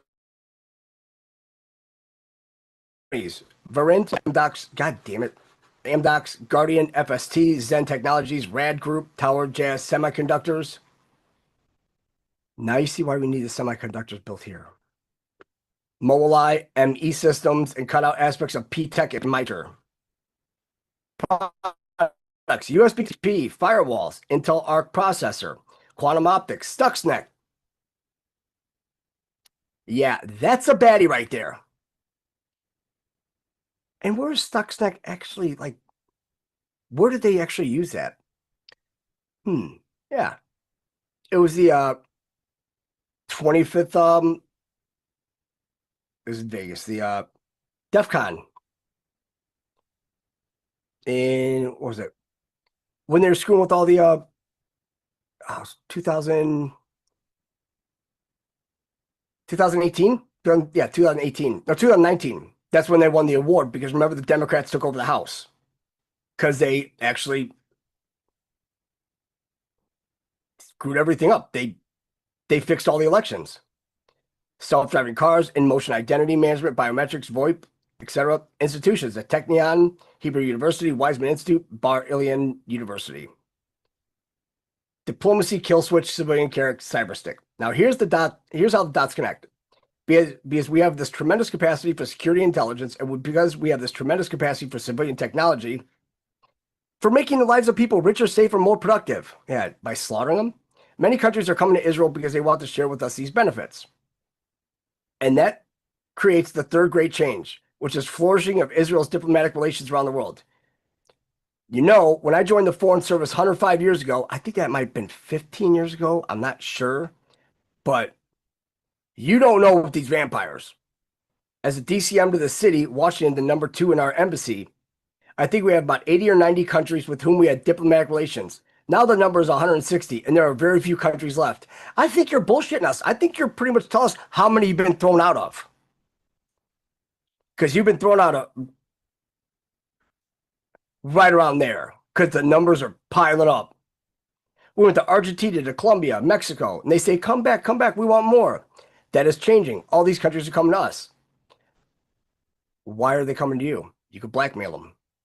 India, China, Mongolia, Kazakhstan, all of them, Azerbaijan, Muslim countries. First time I visited Australia, tremendous. Far away, though. So we're coloring the world blue.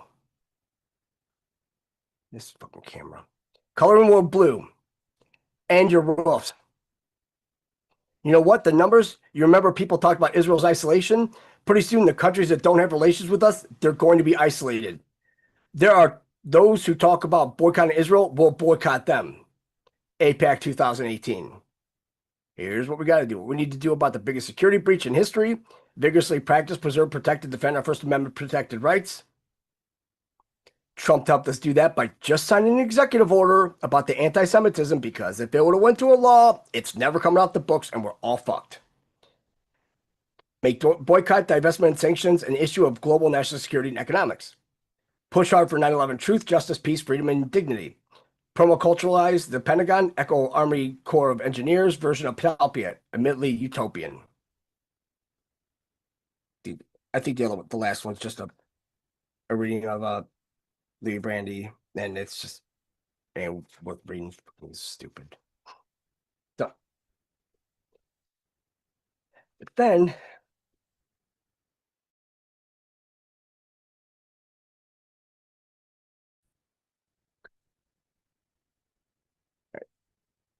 all right, so got another one coming up, because that's just not enough. Oh boy, this is where it's gonna get really nasty.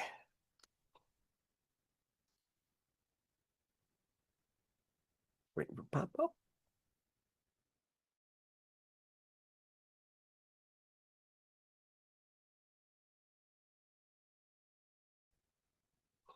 I don't know why it does it. Only on show days. Don't know why.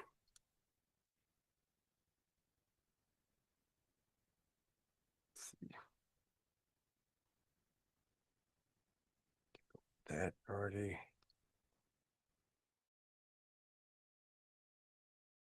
That already. Come on. Man, they better not be digging into this computer. Here we go.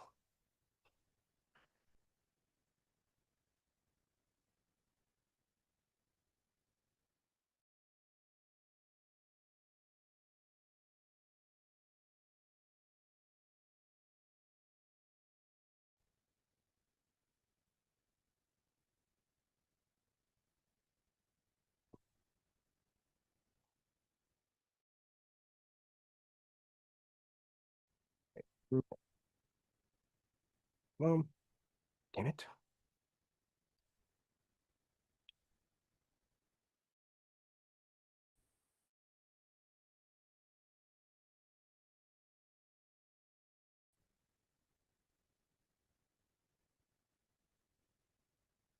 Come on.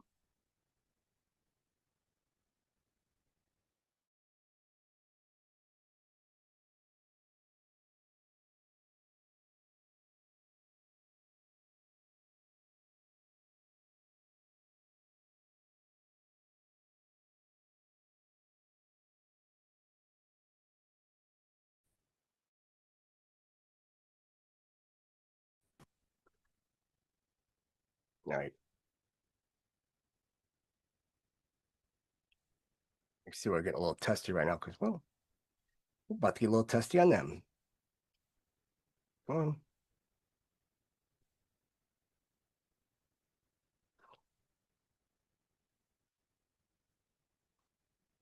All right.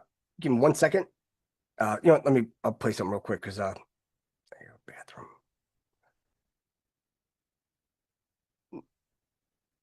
Oh. Threw something funny, huh?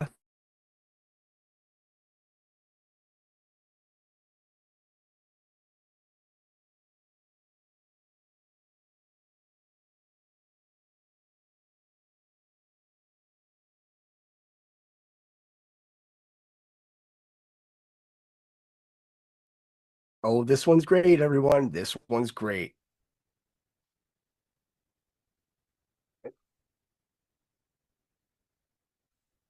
Let's see it.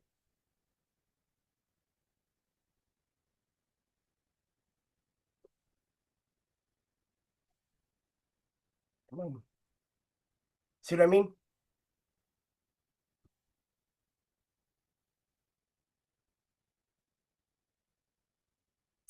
Yeah.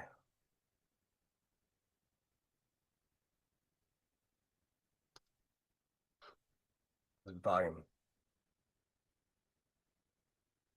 Hold on. 1 second, guys.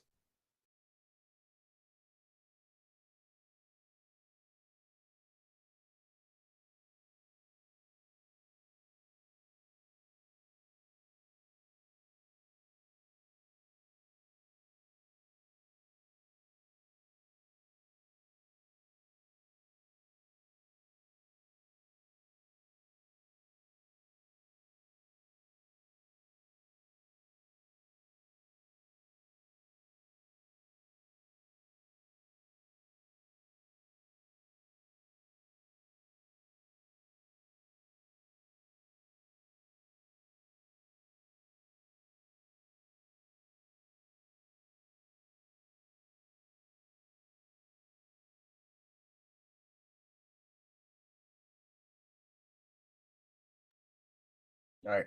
Let me try it. Okay. No idea what's going on with that one. It had audio. Now it don't.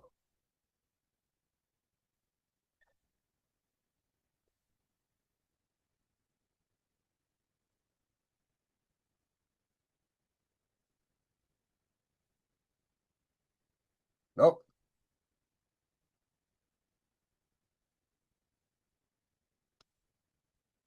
See this.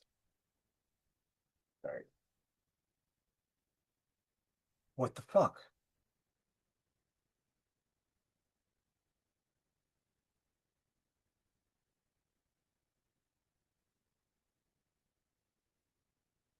No.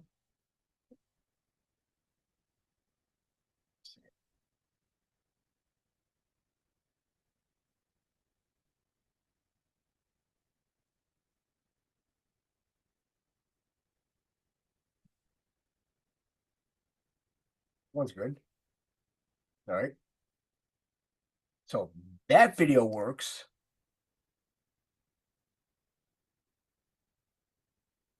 Then this one's got to work. Well, actually, well then, do I pull up?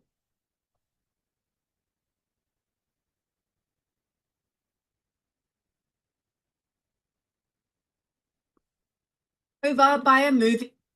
Here we go. Here we go.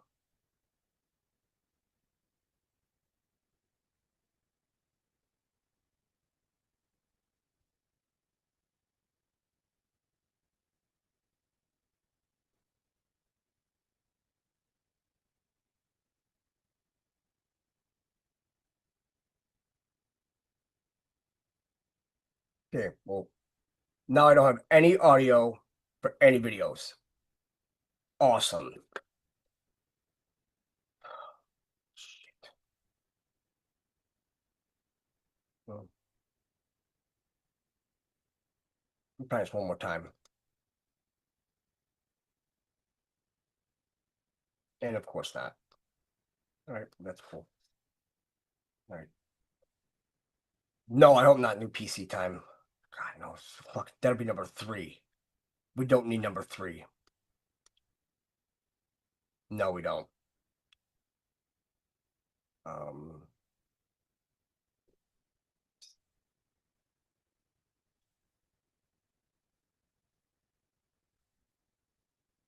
Let me work with this 1 second.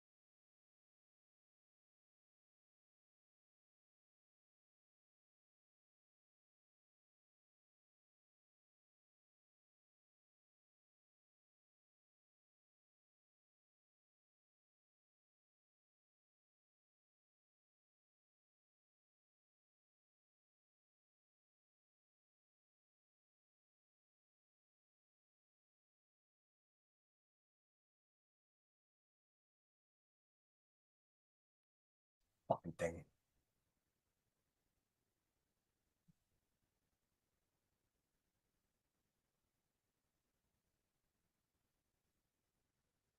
Okay. All right, no music tonight, guys. Well, fuck YouTube. All right.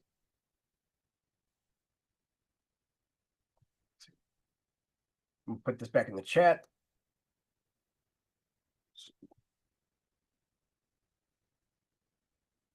We're gonna go for this one.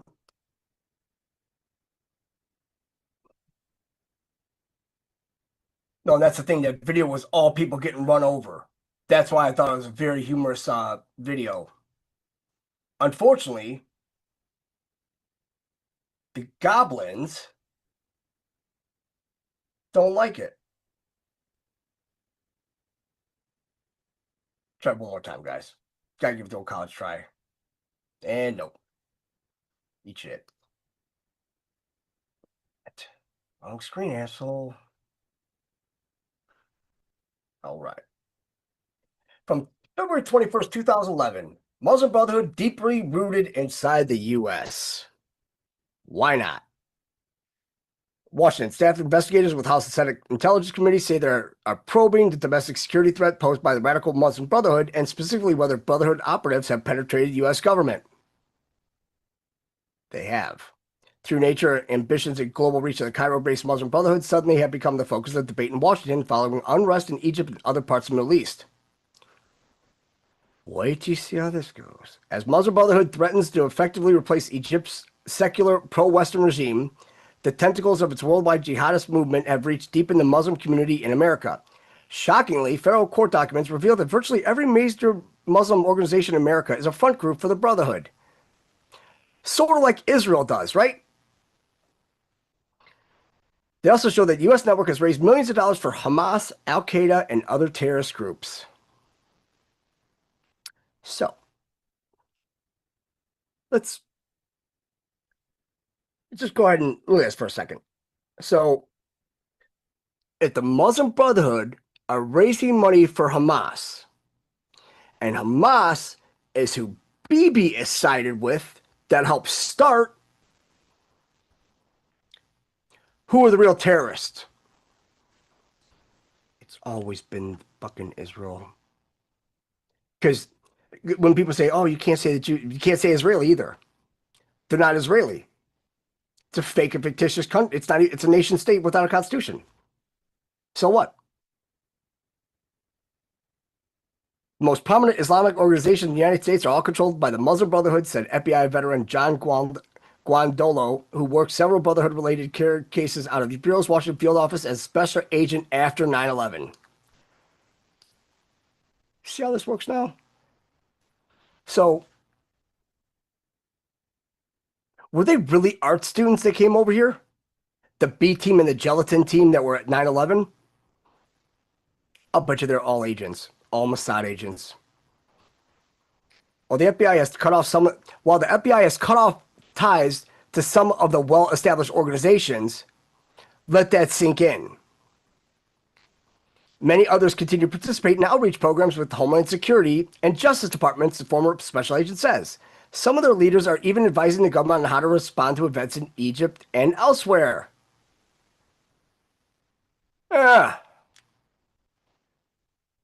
Imagine that. So the FBI had ties to the Muslim Brotherhood, but then Michelle Bachmann got pretty much eviscerated in the House over saying that, yeah, there's a lot of Muslim Brotherhood. Keith Ellison, I mean, they're all in the drops. American Muslim activists deny the Muslim Brotherhood operates inside America. As soon as you say activists, deny, right? I mean, who else does a lot of denying? They do. Even Muslims who have attached themselves to the Republican Party have poo-pooed the internal threat. There's no Muslim Brotherhood in the United States. Former Bush administration official Suhail Khan, real American name there, insisted earlier this month at a 2011 Conservative Political Action Conference meeting in Washington. However, the U.S. Justice Department has identified no fewer than 61 Muslim Brotherhood figures and entities operating within the U.S. They include the Islamic Society of North America, or INSA, the umbrella organization for most of the Muslim groups in the U.S. and Canada. The North American Islamic Trust, or NAIT, which holds title to most of the major mosques in America, including one in the Washington suburbs attended by both the Fort Hood terrorists and some of the 9/11 hijackers. And the Washington-based Council on American Islamic Relations, or CARE, the largest Muslim rights group in the country. You know what? I think we should get rid of all of them. You want rights as American? You can have rights as American. If you want to use your religion, get fucking screwed. All are heavily funded by wealthy patrons in Saudi Arabia, Alawi bin Talal, and other Mideast nations, according to sensitive embassy cables, tax records, bank wire transfers, and other documents cited in the book. Muslim mafia inside the secret underworld that's conspiring to Islamicize America. An expose of the Muslim Brotherhood and its American front groups. Their names were entered into evidence as co-conspirators during a federal trial which ended in 2008 with the convictions of several Muslim Brotherhood leaders on terrorism charges. The list of unindicted co-conspirators implicated these otherwise mainstream Muslim groups in a criminal scheme to funnel millions of dollars to Palestinian terrorists under the guise of charity. I mean, Palestinian terrorists, you mean Hamas, right? 11-page documents submitted by federal prosecutors as Attachment A in court filings had not been widely distributed or reported by the national media. Surprisingly, few members of Congress are familiar with the list. Of course, deny. The largest Muslim charity in America, the Holy Land Foundation for Relief and Development, or HLF, was at the center of the Muslim Brotherhood's terror fundraising network. The government shut down HLF after 9/11 and recently convicted the organization on charges of laundering more than $12 million in donations for Hamas suicide bombers and their families. So, do you really think the Palestinians put Hamas in power? Nope. They're all working for Israel. Because the HLF was formerly known as the Occupied Land Fund.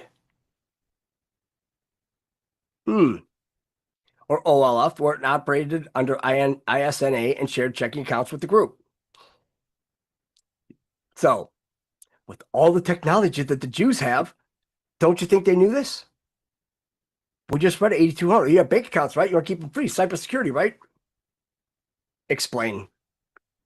INSA and NAIT, in fact, share more with HLF than just a parent organization, the Muslim Brotherhood. They were intimately connected with HLF and its assigned tasks of providing financial support to Hamas, federal prosecutors said in a 2008 memo to the U.S. District Court in Dallas, HLF's national headquarters. Yeah. Kind of funny that they wanted to build that big Sharia law city down there, and that got stopped.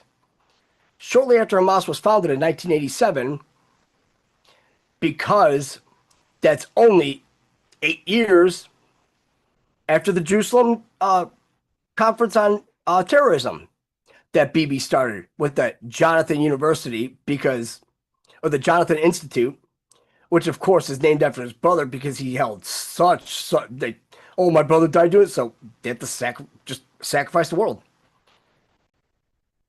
Hamas was founded in 1987 as an outgrowth of the Muslim Brotherhood. The International Muslim Brotherhood ordered the Muslim Brotherhood chapters throughout the world to create Palestine committees whose job it was to support Hamas with media, money, and men. The memo continued. Who controls the money, guys?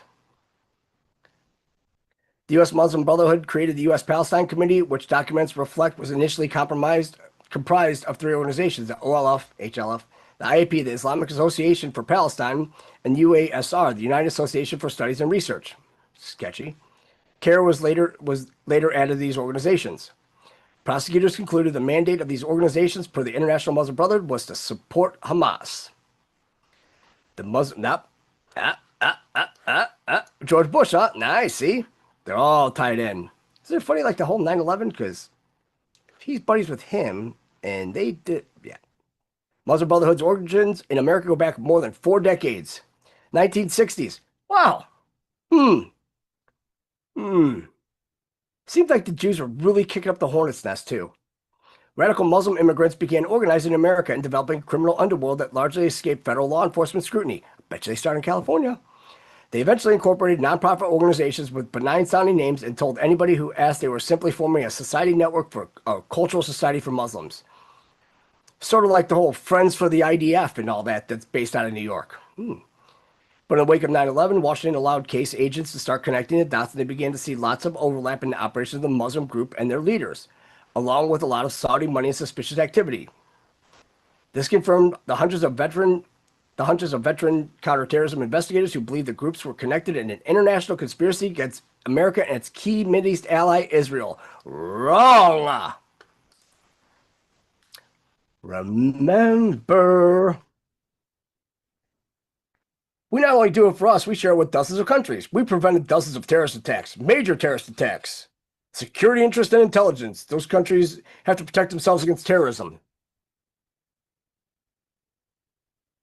Although the groups appear independent of one another, many of them commingle funds and even share the same staff and office space. For example, some 40 active Muslim charities and businesses have operated at one time or another out of the same office building in Herndon, Virginia, and several others have been headquarters out of the same nondescript office park in Alexandria, Virginia, in the shadow of the nation's capital. Why not, right? As first reported in the book Infiltration, How Muslim Spies and Subversives Have Penetrated Washington. So, the Muslims, they, and especially Saudi Arabia, who would they be? They're not Saudi Arabians. Because remember, well, that's their country. You got to go religion. Who did bin Salman and all that? The whole, the House of Saud, right? The House of Saud began as Wahhabi Jews. Surprise. Surprise. After 9/11, federal and local authorities identified more than 110 suspected shell companies, probably based out of fucking Delaware. Companies' cutouts and other fronts associated with the Muslim Brotherhood and its hub in Northern Virginia, known collectively as the Safa Group. Their ongoing investigation of the Hernan-based Safa Group, which allegedly funneled money to Palestinian Islamic Jihad and other terrorist groups, generated a separate list of suspected Brotherhood entities. The 13-page document submitted by federal investigators as Attachment C, among court filings, including known Al-Qaeda charitable fronts as well. Who did President Trump say created Al-Qaeda? Obama, correct? Keep that in mind. Both the Herndon and Alexandria nexuses are located within Fairfax County, Virginia, across the Potomac from the nation's capital. Fucking right on our... Right across the fucking lake. Right across the river, huh? Watch the water, huh? So 3 degrees of separation between international terrorism and what happens in Fairfax County. Observed a senior Fairfax County Police Department detective is quoted in Muslim Mafia. Our society here is totally infiltrated by the bad guys because they tried to emigrate. Now you think that's bad. Now look at how bad it is with all these illegals in here, all these communists. Because remember, they go run into the community organizers who are communists as well. You know, Working Family Party. Investigators also discovered the groups have interlocking board of directors. One top Brotherhood leader, Abdurrahman Alamoudi, sat on the boards of no fewer than 16 Islamic organizations, including CARE. Many of the leaders live next door to each other on private, secluded streets. Of course, they're not going to be around other people. Ooh, yes. We started to really look at this thing. Well, yeah, of course, we started to really look at this thing. We found it's all the same people. It's all the same guys, noted FBI official in Washington. Investigators also confirmed that many of the groups were laundering terrorist-bound funds through a maze of business conduits. Why did Obama send $1.7 million in cash to Iran? Was it for Iran or was it for Mech? Iran was infiltrated as well. So maybe they're just going after Mech. You know? I mean, not Israel. Fuck Israel. Let them die by 1,000 cuts. They even use religious charities and think tanks as cover to carry out their illicit activities. Just like Das Juden. It's almost like the same playbook, huh? Soon, case agents and the assistant U.S. attorneys realized they were dealing with a vast criminal conspiracy and began to look for ways to roll up the entire network, including using the RICO statute commonly aimed at the mafia. The Russian mafia, right? The Jews. First big break came several years ago with the search of one of Brotherhood leaders' homes in Annandale, Virginia. Following his arrest on suspicion, he had cased the Chesapeake Bay Bridge and other bridges for possible terrorist attack. Let that sink in and remember the 2 bridges that got hit over here. Who leads the world in cybersecurity? Need we say more? There in a sub-basement of suspect Ismail Albaris's basement, FBI agents uncovered a stash of secret manifestos, charters, and other documents revealing the depth of the conspiracy. Sub-basement of the basement. Wow. Who likes to play underground? Again, hit the button if you got it. After translating the Arabic written papers into English, investigators realized they had seized the archives of the U.S. branch of the militant International Muslim Brotherhood. The trove of papers exposes jihadist inner workings of the U.S. Brotherhood and outlines its broader conspiracy of infiltrating and destroying the American government from within. So, please tell me again that blame the Muslims, side with the Jews take everything over, the Muslims are the whipping people, and they exterminate all of us. Pretty much that simple. One secret document found during the raid of Albaris's home laid bare the Brotherhood's ambitious plans for U.S. takeover, replacing the U.S. Constitution with Sharia or Islamic law. Bet you well, we'll get to that too. But if Obama was running Biden's too, Written in 1991 by another U.S. Brotherhood agent, Mohammed Akram Al-Duluni, the strategy paper describes the group's long-term goal of sabotaging the U.S. system. It's a blueprint for stealth grand jihad. Under the heading, The Role of the Muslim Brother in North America, it states, the Ikhwan must understand that their work in America is a kind of grand jihad in eliminating and destroying the Western civilization from within, and sabotaging its miserable house by the hands of the believers, so that it is eliminated and Allah's religion is made victorious over all other religions. It's a genuine conspiracy to overthrow the government, the FBI official said, and they have organizations to do it, and they have written doctrines outlining their plan. So, why wouldn't they go after Saudi Arabia? I mean, if you're going after the Muslim Brotherhood and you're going after Hamas, or are they saying, oh, that's right, Iran funds Hamas? Well, that 1.7 billion that Obama gave them on the way out, that's nice. And then he gave out what, 229 million to God damn it. He gave 229 million to Palestinian organizations. These ones. The same document also lists 29 organizations, table 29 organizations working in the U.S. to further the Brotherhood's goals. In addition to ISNA, NAIT, and CARE's forerunner, IAP, they include the International Institute for Islamic Thought, or IIIT, the largest Islamic think tank in America. You know, funny thing is that if you love that Islamic faith and all that shit in the Sharia law so much, get the fuck out.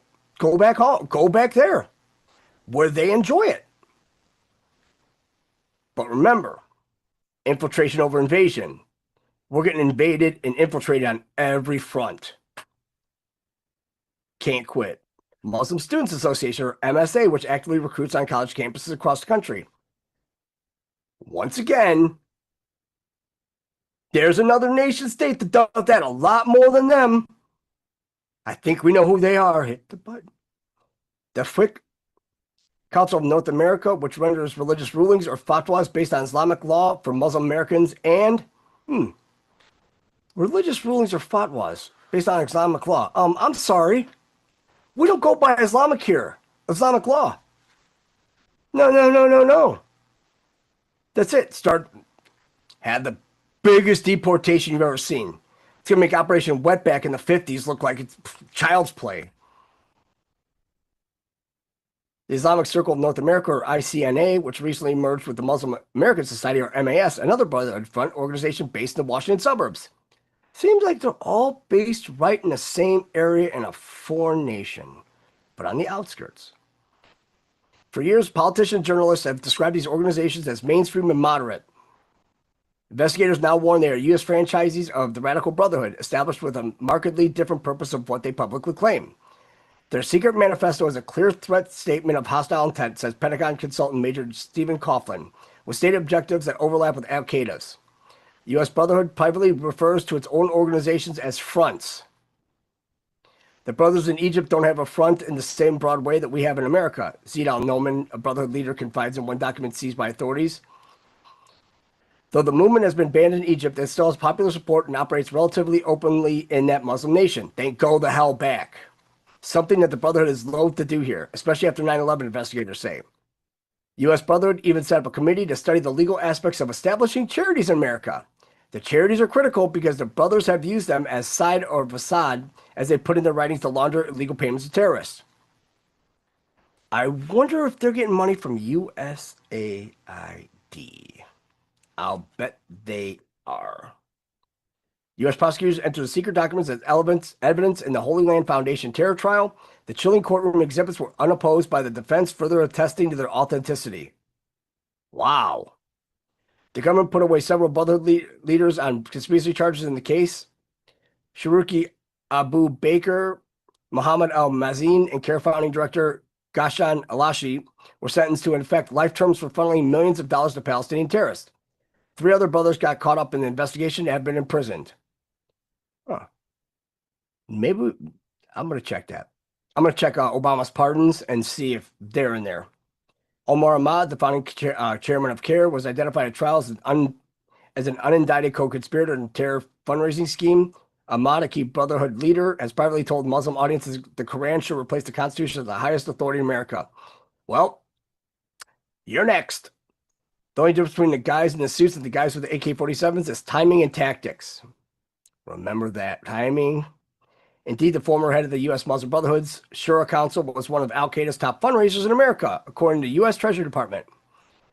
Abdurrahman Abdurrahman Al-Amoudi, who infiltrated both the Clinton and Bush administrations, is now serving 23 years in federal prison for plotting terrorism. 1996, Al-Amoudi told a Muslim audience in Illinois, either we do it now or we do it after 100 years, but this country will become a Muslim country. I think they're getting their playbook from them.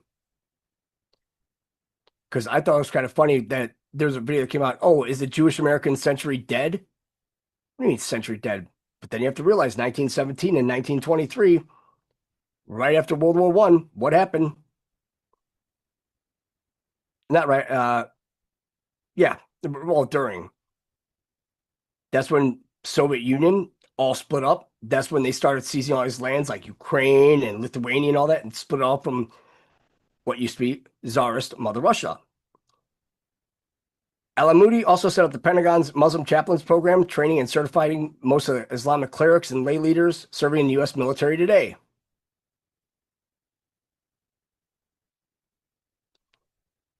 I said, once again, she's a layer, right?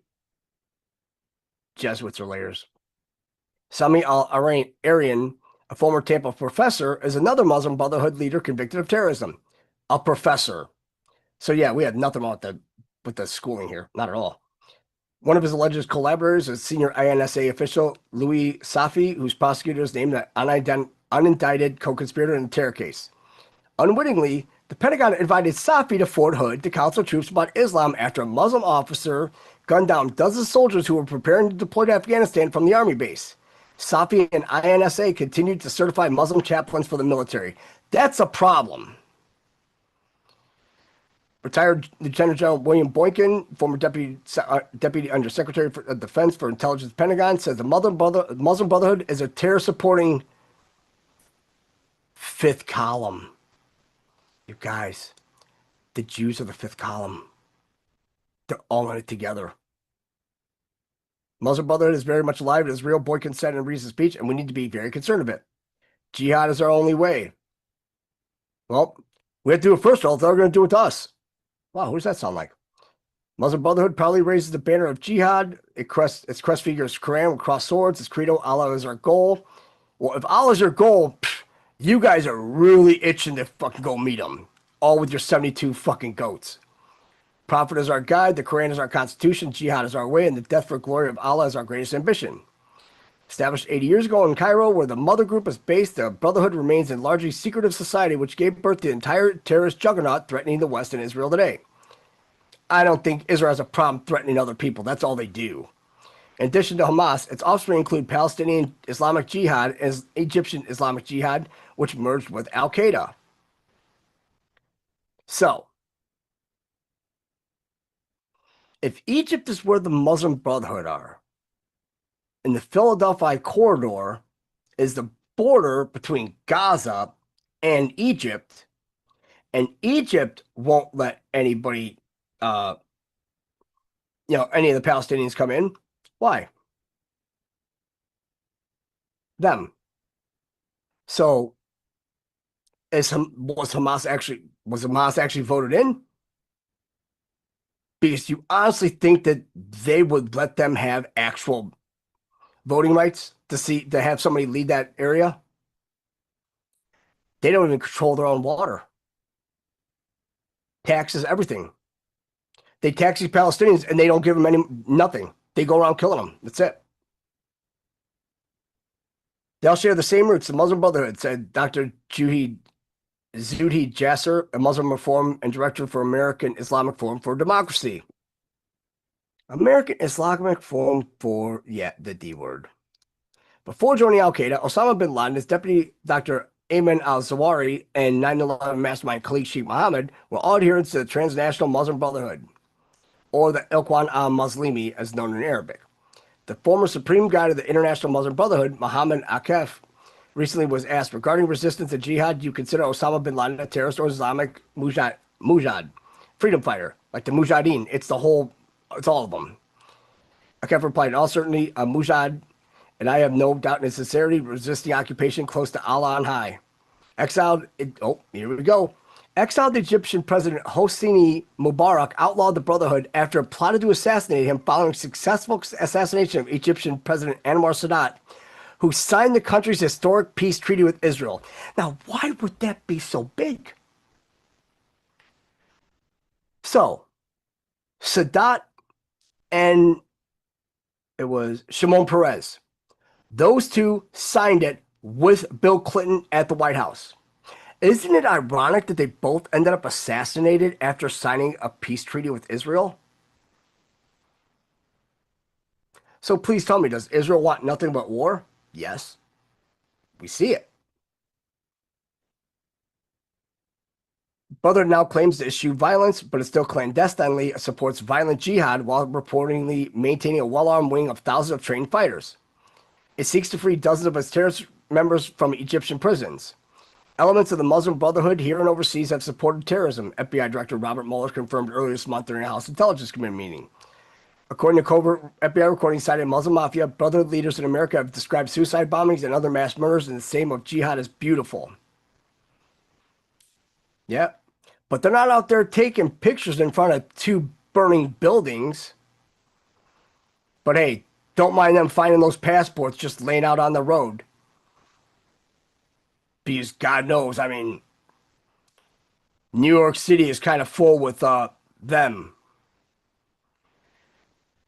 Muslim Brotherhood has figured that they can be successful promoting radical change from within the U.S. while supporting the armed struggle outside the U.S., primarily through fundraising and closely associated Palestinian terrorist organizations, says former FBI Special Agent George Sadler, who after 9/11 investigated the Brotherhood from the Bureau's Washington field office.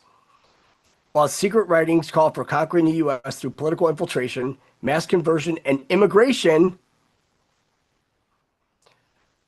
kind of like the Jews are doing. Because people are like, you can't say about the Jews. Like, okay, well, you've got the Hebrew Immigrant Aid Society that's bringing them in, along with Catholic Charities. So to call them Hebrews? No. What do they go by? The Jews. That's it. It's them. I mean, we have a lot more words for them. We're just keeping it basic. They get pissed off when we call them that, but when they go to somebody, I come to you as a Jew. So, they won't say that to us. Immigration, it does not rule out violent jihad when the time is right and all its infrastructure is in place and strong, Guando says. To that end, the Brotherhood has set up jihad training camps inside America where its foot soldiers conduct paramilitary exercises, including firearms and other weapons training.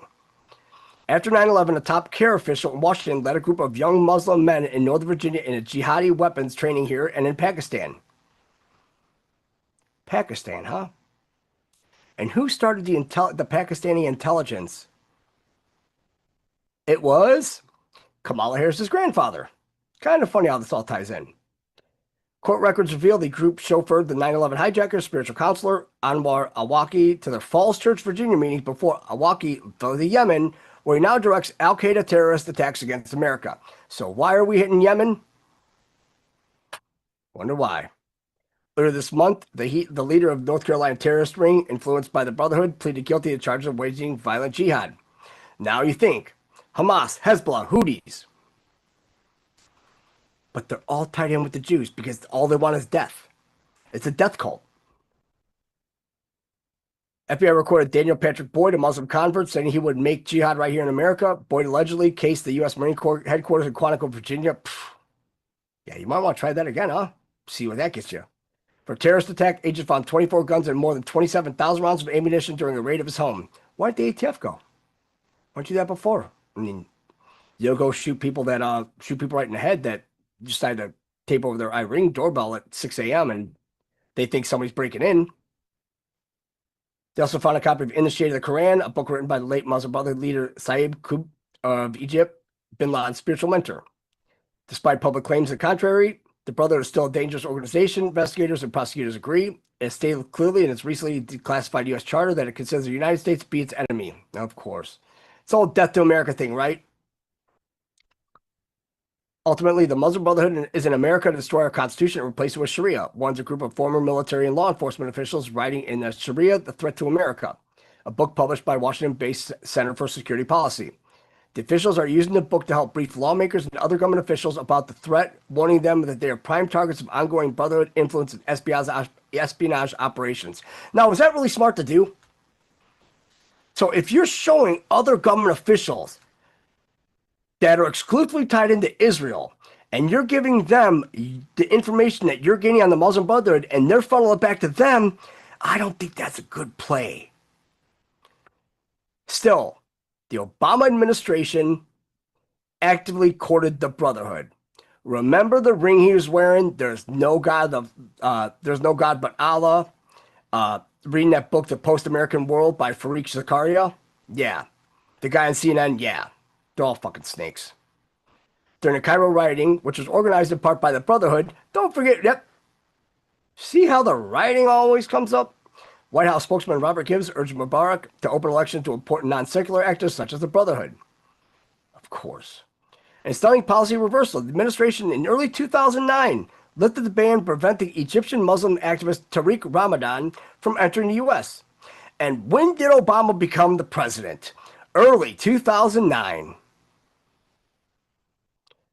The grandson of Brotherhood founder Hassan al-Banna was barred in 2004 after allegedly raising money for terrorists. So 5 years later, you started bringing them all back in. Under the advisement of a Muslim White House aide tied to the Brotherhood, Obama invited the Muslim Brotherhood to his 2009 Cairo speech to Muslims worldwide in spite of the group's ban. Now, currently, many Muslim advisors of the U.S. government are Muslim brothers or sympathetic to the Muslim Brotherhood cause, Guandolo said, and they are advising U.S. national leadership and our national security apparatus on how to respond to events in Egypt and elsewhere. So, the U.S. is swallowed by two terror networks. You got Israel, and then you got the Muslim Brotherhood. And they're both tied in together. Republican Rep. Sue Myrick of the House Permanent Select Committee on Intelligence accused the administration of watering down the stated goals of ideology of the Muslim Brotherhood so they could create space to engage the Muslim Brotherhood in Egypt as well at home. Democrats aren't the only one downplaying the threat. Khan, an American Conservative Union board member, asserts that the ISNA and CARE are not fronts for the Muslim Brotherhood and not conspired to raise money inside for U.S. terrorists. Wow, there's a lot of people in our government that screwed kids. He said they should have never been designated unindicted co-conspirators by the government.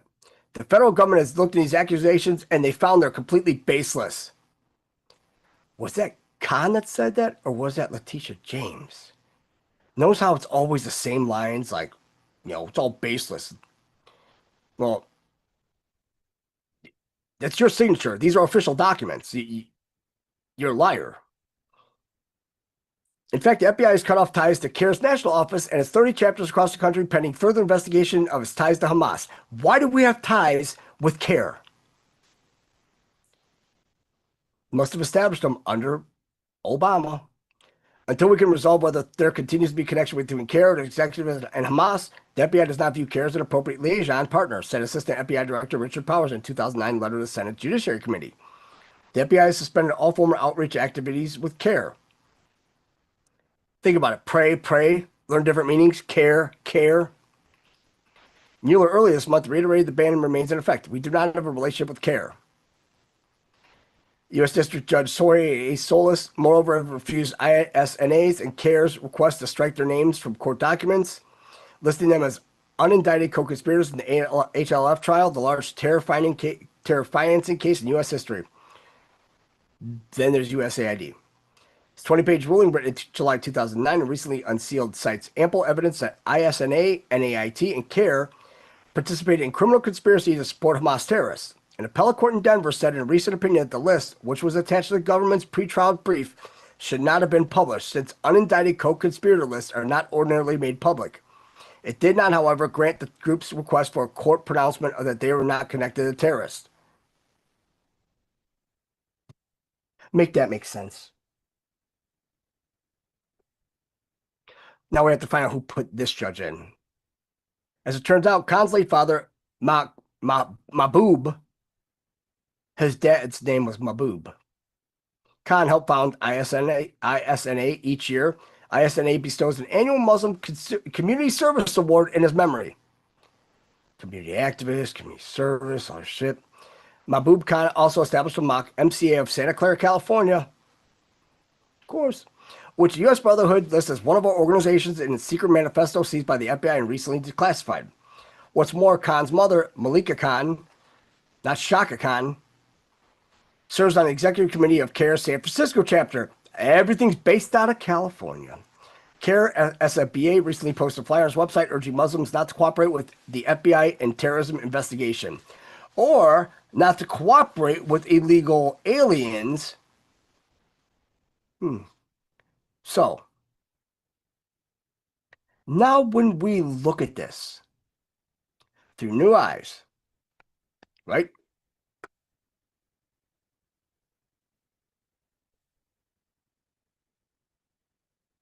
So, you've got all these people wearing those, what the hell they call them, the bandanas.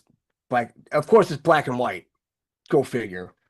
So, you've got all of them running around and committing, they're in the riots, committing terrorist acts, and they're saying, oh, free Palestine, but then you see the free Palestine, it has the fist on it, and you look at the Jewish Defense League, and they actually copywrote that actual symbol. So if anybody else is out there using that symbol, wouldn't Das Juden be the first ones to bitch about it? But enough about them. I won't say enough about them because we're going to go into something deeper. Let's see this.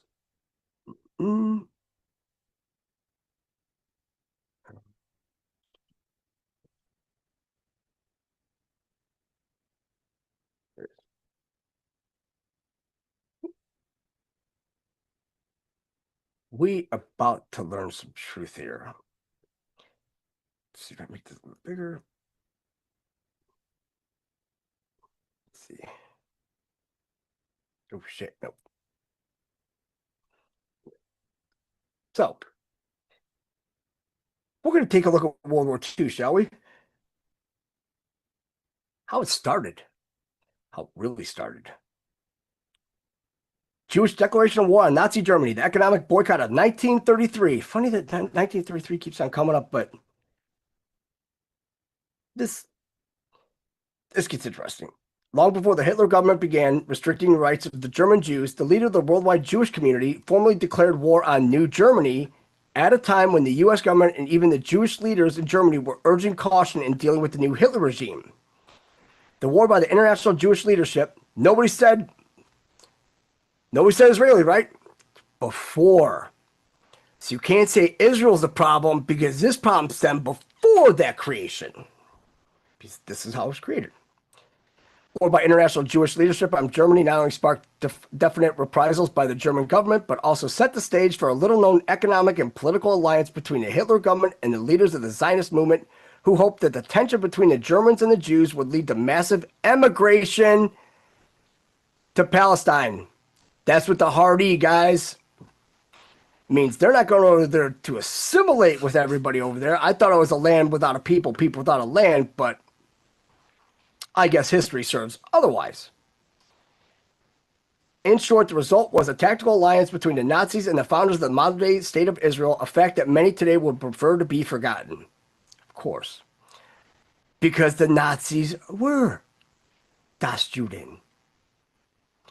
To this day, it is generally, although incorrect, believed that when Adolf Hitler was appointed German Chancellor in January 1933, the German government began policies to suppress the Jews of Germany, including rounding up Jews and putting them in concentration camps and launching campaigns of terror and violence against the domestic Jewish population. While there were sporadic eruptions of violence against Jews in Germany after Hitler came to power, this was not officially sanctioned or encouraged, and the truth is that the anti-Jewish sentiments in Germany or elsewhere in Europe were actually nothing new. I mean, if you get kicked out of over 100 countries, they're not going to be new. As all Jewish historians attest with much fervor, anti-Semitic uprisings of various degrees have been ever present in their European history. You think they're ever going to take accountability? Shit, no. In any case, in the early 1933, Hitler was not the undisputed leader of Germany, nor did he have full command of the armed forces. Hitler was a major figure in a coalition government, but he was far from being the government himself. That was the result of the process of consolidation which evolved later. Even Germany's Jewish Central Association, known as the Verein, contested the suggestion made by some Jewish leaders outside Germany that the new government was deliberately provoking anti-Jewish uprisings. So, not only were they fucking with our elections, they were screwing with Germany's elections. Do we see how we have a problem with the Jews? Not all. About 95% of them. Let's just go to 98. Because it's only what? I mean, that are in the U.S., probably 2%, 3% are good. Maybe.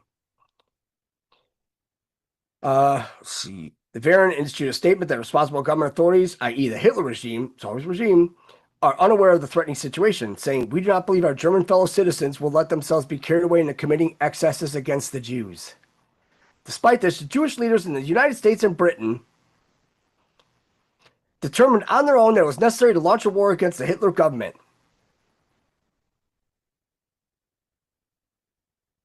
Hey, guess who kicked it off?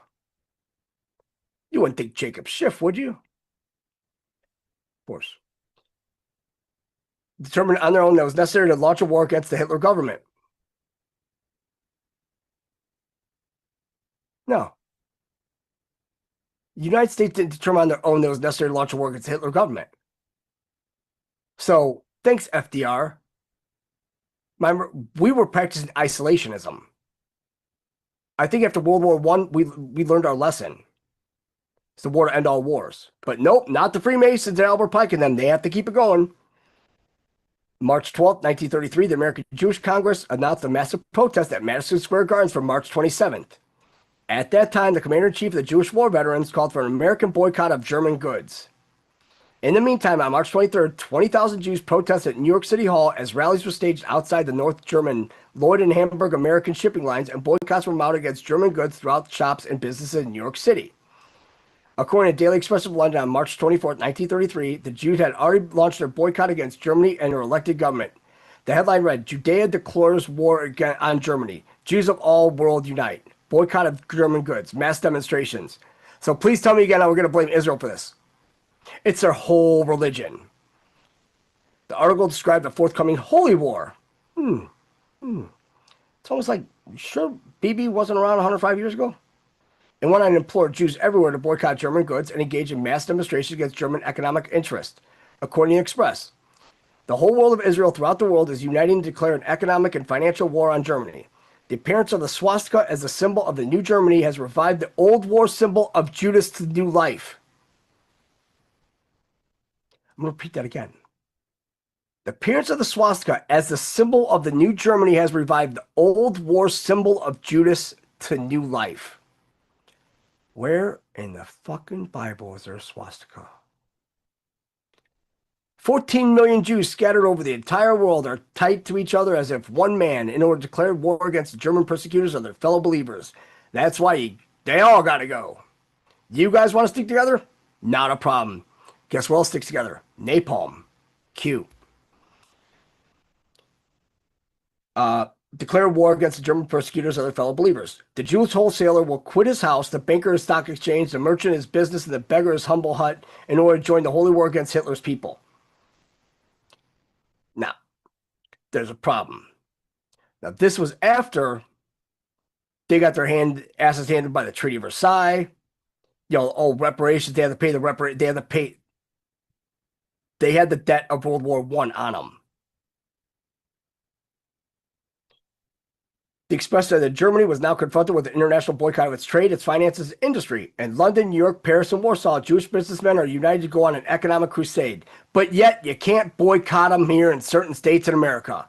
But yet you say, hey, we're going to boycott Israel, right? Oh, if you boycott us, we're going to boycott you. You guys started this shit. with developing this funny money. The Express said Germany, the article said worldwide preparations are being made to organize protest demonstration.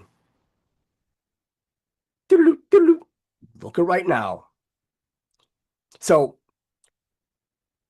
if the Catholics and the Jews were involved in all these fucks coming in, because it probably wouldn't have gone that far if one of the other, 69 people in Mexico would have won the presidency. But unfortunately, they all died. So in turn, they got Claudia Sheinbaum, a Jewish Mexican. I don't even know if she's Mexican. I doubt it.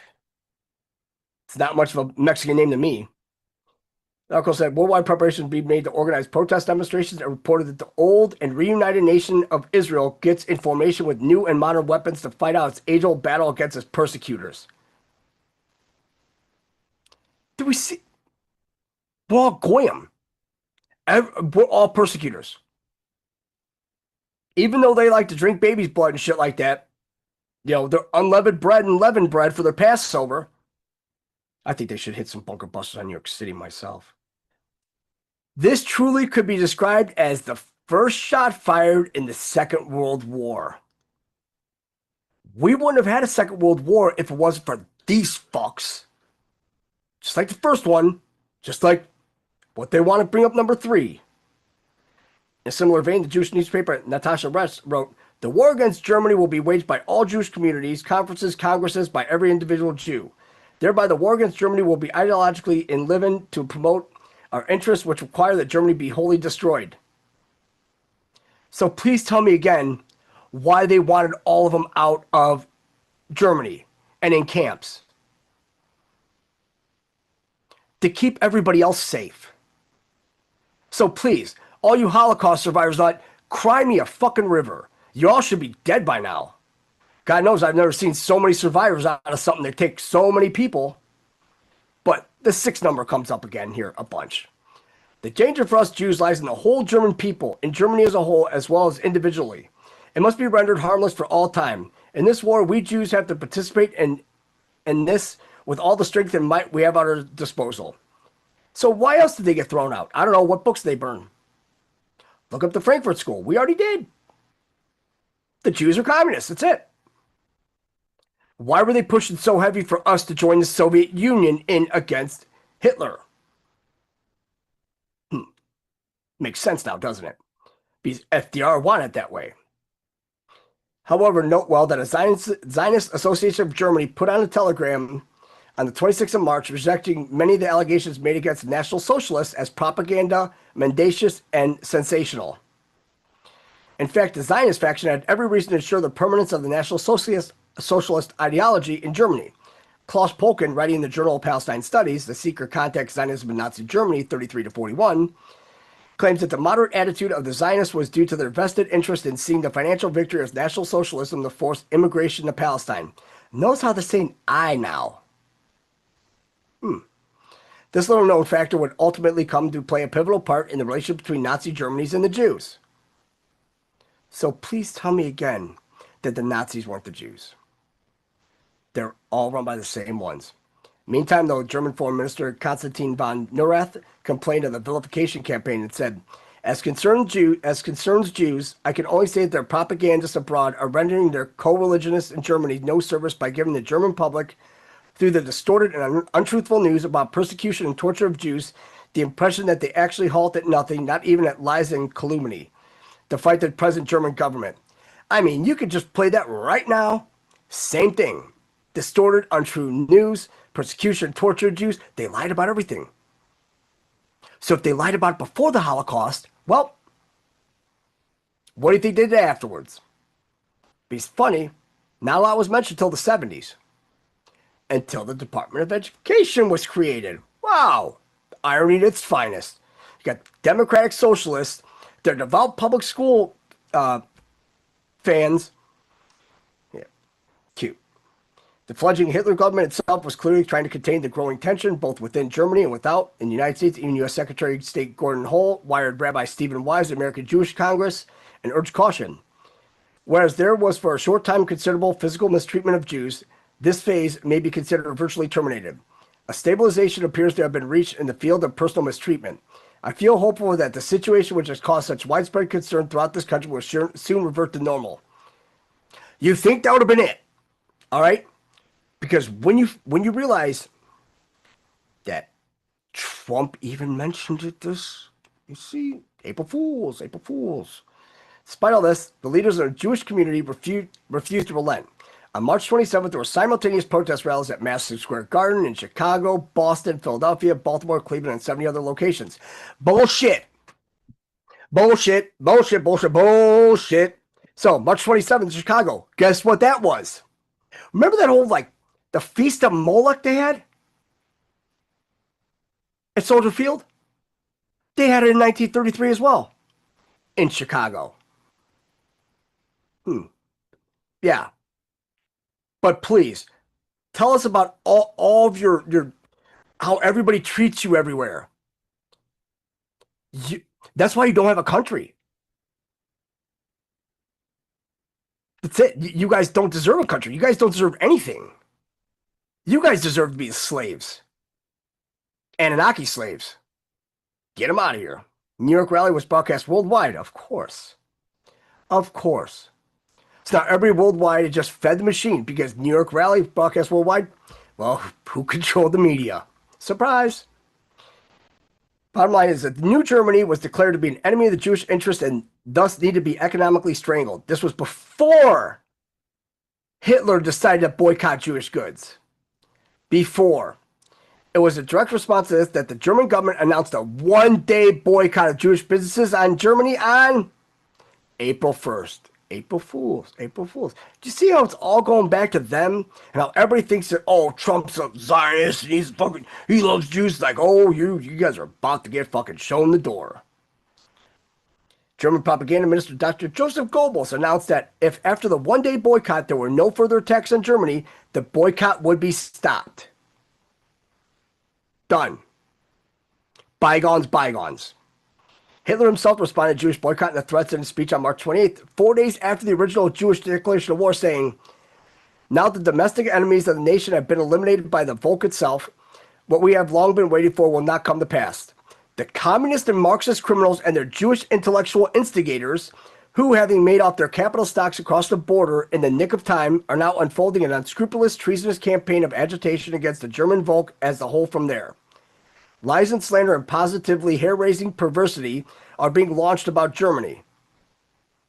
Horror stories of dismembered Jewish corpses, gouged out eyes, and hacked off hands are circulating for the purpose of defaming the German Volk in the world for the second time, just as they had succeeded in doing once before in 1914.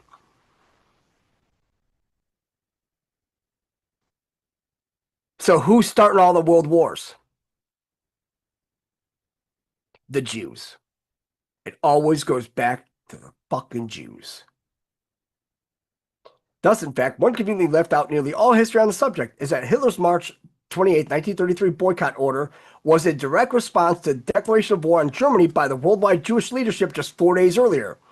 Today, Hitler's boycott order is described as a naked act of aggression, yet the full circumstances leading up to his order are seldom described in even the most ponderous and detailed histories of, the lie. Not even Saul Friedlander, in his otherwise comprehensive overview of German policy, Nazi Germany and the Jews, mentions the fact that Jewish declaration of war and boycott preceded Hitler's speech of March 28, 1933. Discerning readers would be wise to ask why Friedlander felt this item of history so irrelevant.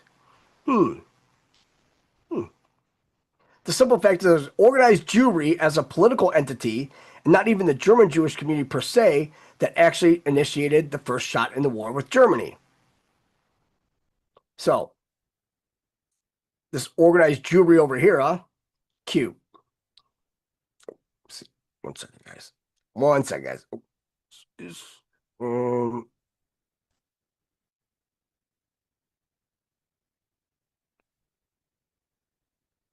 right. Damn it, like.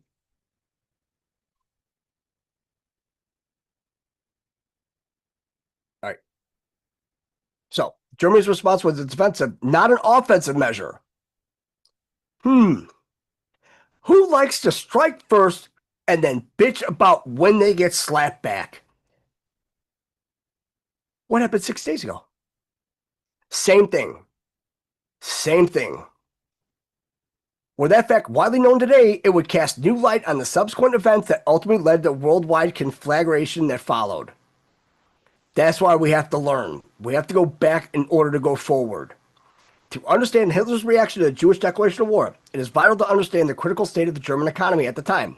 In 1933, the German economy was in shambles. Some 3 million Germans were on public assistance with a total of 6 million unemployed. Hyperinflation had destroyed the economic vitality of the German nation. Furthermore, the anti-German propaganda pouring out of the global press strengthened the resolve of Germany's enemies, especially the Poles, and their hawkish military high command. The hawkish Poles, They were infiltrated as well after 1917 and 1923. By student. Jewish leaders were not bluffing. The boycott was an act of war, not solely a metaphor. It was a means, well-crafted to destroy Germany as a political, social, and economic entity. The long-term purpose of the Jewish boycott against Germany was to bankrupt her with respect to the reparation payments imposed on Germany after World War I and to keep Germany demilitarized and vulnerable.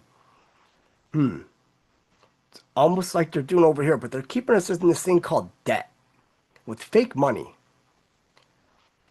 The boycott, in fact, was quite crippling to Germany. Of course it was. Jewish scholars such as Edwin Blackett reported that in response to the boycott, German exports were cut by 10% and that many were demanding seizing German assets in foreign countries. Didn't Israel also say that? So did Ukraine.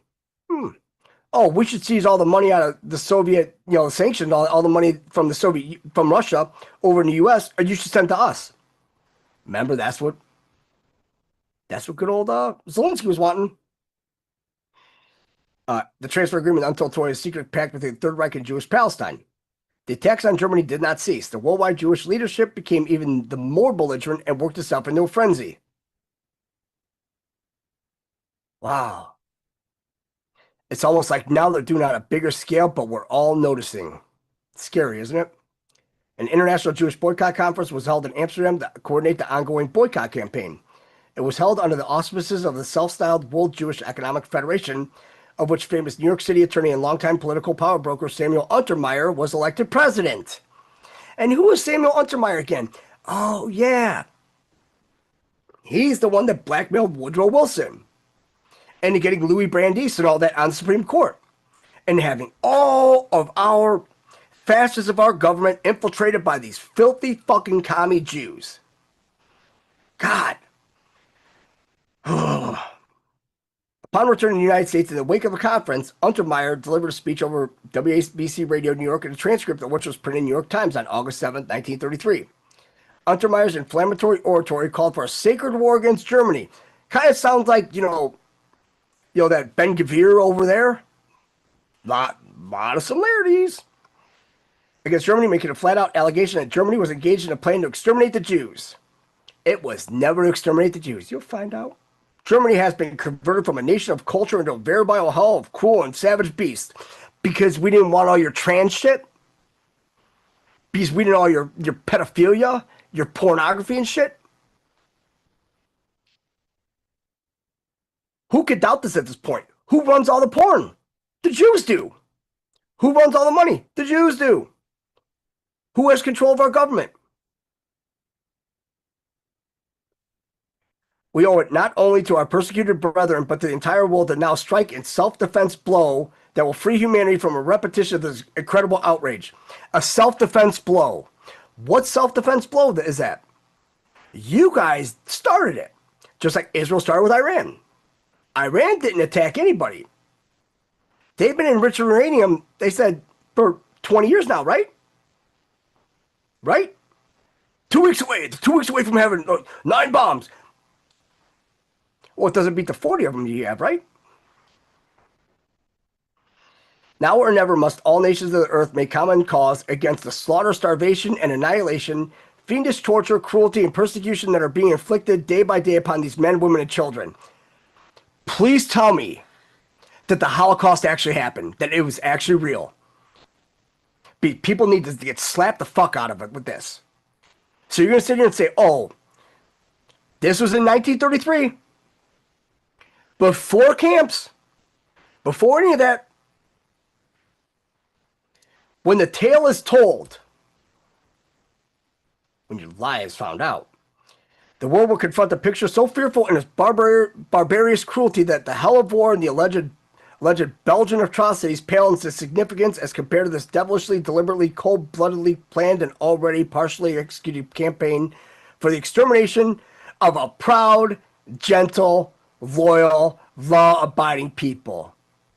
If you have a garbage can, please throw up in it. The Belgian atrocities. Oh, you mean Leopold II? I mean, when he went and just started massacring everybody in the Congo and, you know, all that shit. See here.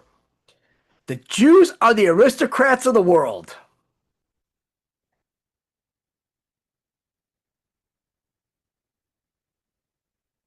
I feel like I should go wash my mouth off after saying that. From time immemorial, they have been persecuted and seen their persecutors come and go. They alone have survived, and so will history repeat itself. But that furnishes no reason why we should permit this reversion of once great nation to dark ages, or fail to rescue these 60,000 human souls from the tortures of hell. They just add another zero. Let's go 6 million. They love their 666s. What we're proposing have already gone far toward doing is to prosecute a purely defensive economic boycott that will undermine the Hitler regime and bring the German people to their senses by destroying their export trade, on which their very existence depends. We propose to and are organizing world opinion to express itself in its only way Germany can be made to understand. So please tell me again why they shouldn't be fucking thrown out of every single country.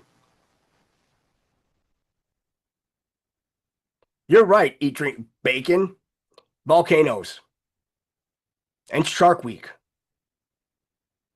I'm sure they're kosher. Untermeyer then proceeded to provide his listeners with a wholly fraudulent history of the circumstance of the German boycott and how it originated. Go figure, a Jew lying to you. Man, I would say cross it off your bingo card, but puck. You had that your birth date. He also proclaimed that the Germans were bent on a plan to exterminate the Jews. It was a big lie. We went over this. It was just, the transfer agreement was just a movement of them. That's it. There was no means to get rid of them. I mean, Hitler was a vegan. He's an artist. He loved animals. And he loved children. Not screwing children, but he loved children. He cared about them. Unlike... So, the Hitler regime originated and are fiendishly prosecuting their boycott to exterminate the Jews by placarding Jewish shops, warning Germans against dealing with them, by imprisoning Jewish shopkeepers and parading them through the streets by the hundred under guard of Nazi troops for the sole crime of being Jews, by ejecting them from the learned professions in which many of them had attained eminence, by excluding their children from the schools, their men from the labor unions, closing against them every avenue of livelihood, locking them in vile concentration camps, and starving and torturing them without cause, and resorting to every other conceivable form of torture, inhuman beyond conception, until suicide has become their only means of escape, and all solely because their remote ancestors were Jews, and all with the avowed object of exterminating them. And that was in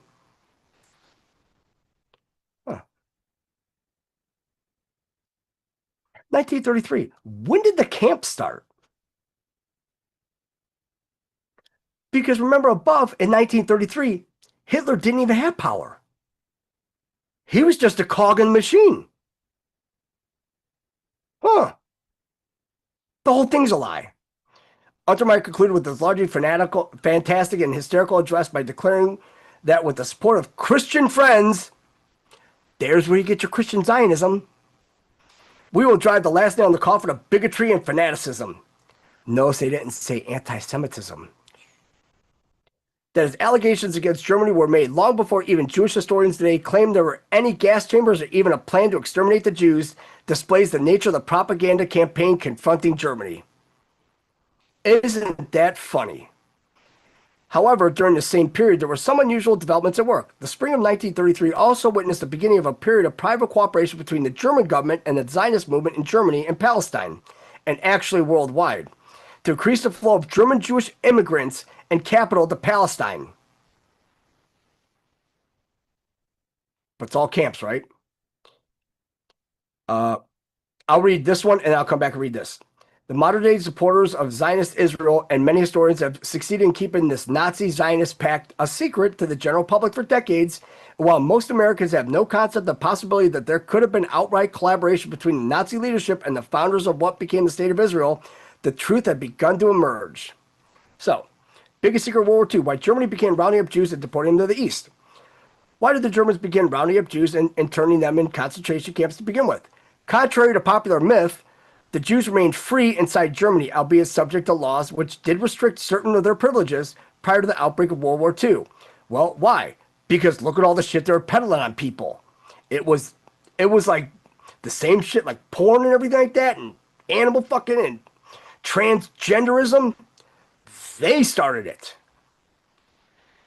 Yet the other little-known fact is just before the war began, the leadership of the world Jewish community formally declared war on Germany, above and beyond the ongoing 6-year-long economic boycott launched by the worldwide Jewish community when the Nazi Party came to power in 1933.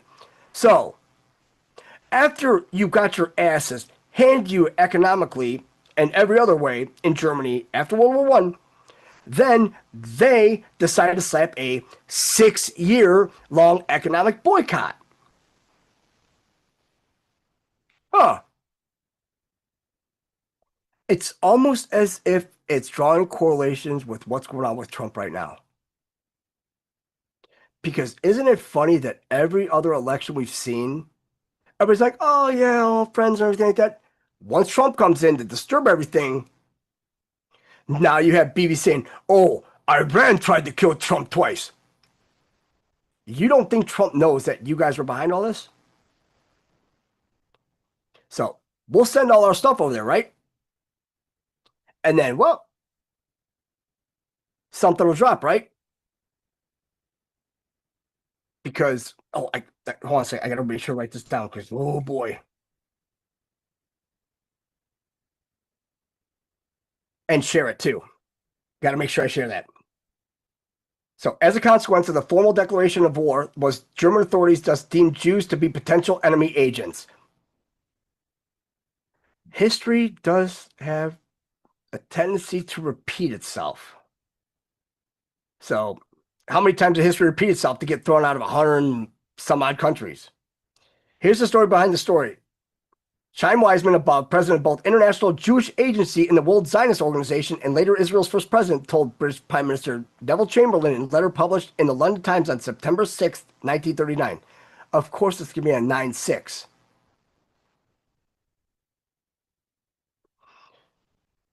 $969? I mean, stupid. I wish to confirm in the most explicit manner the declarations which I and my colleagues have made during the last month, and especially in the last week, that the Jews stand by Great Britain and will fight on the side of the democracies. Yeah, that D word.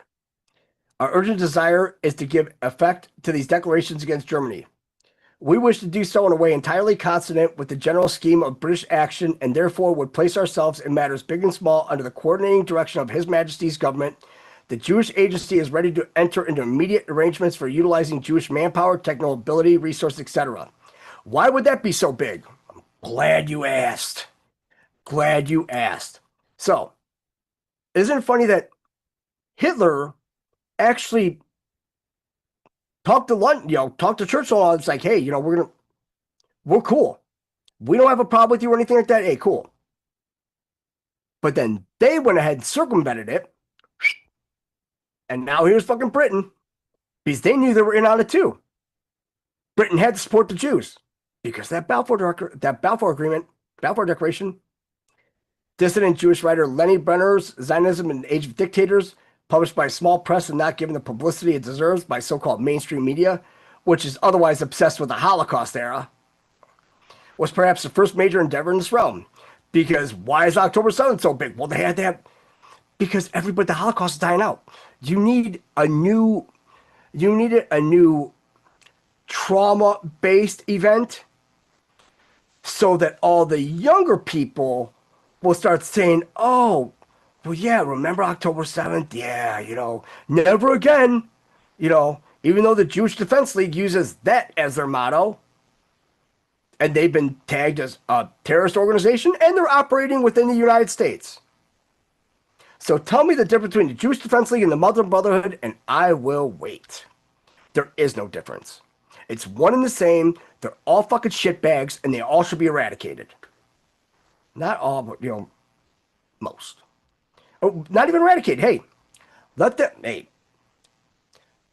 them be judged. Because remember in WASPy, that Thor guy, Trump, is going to bring down the hammer.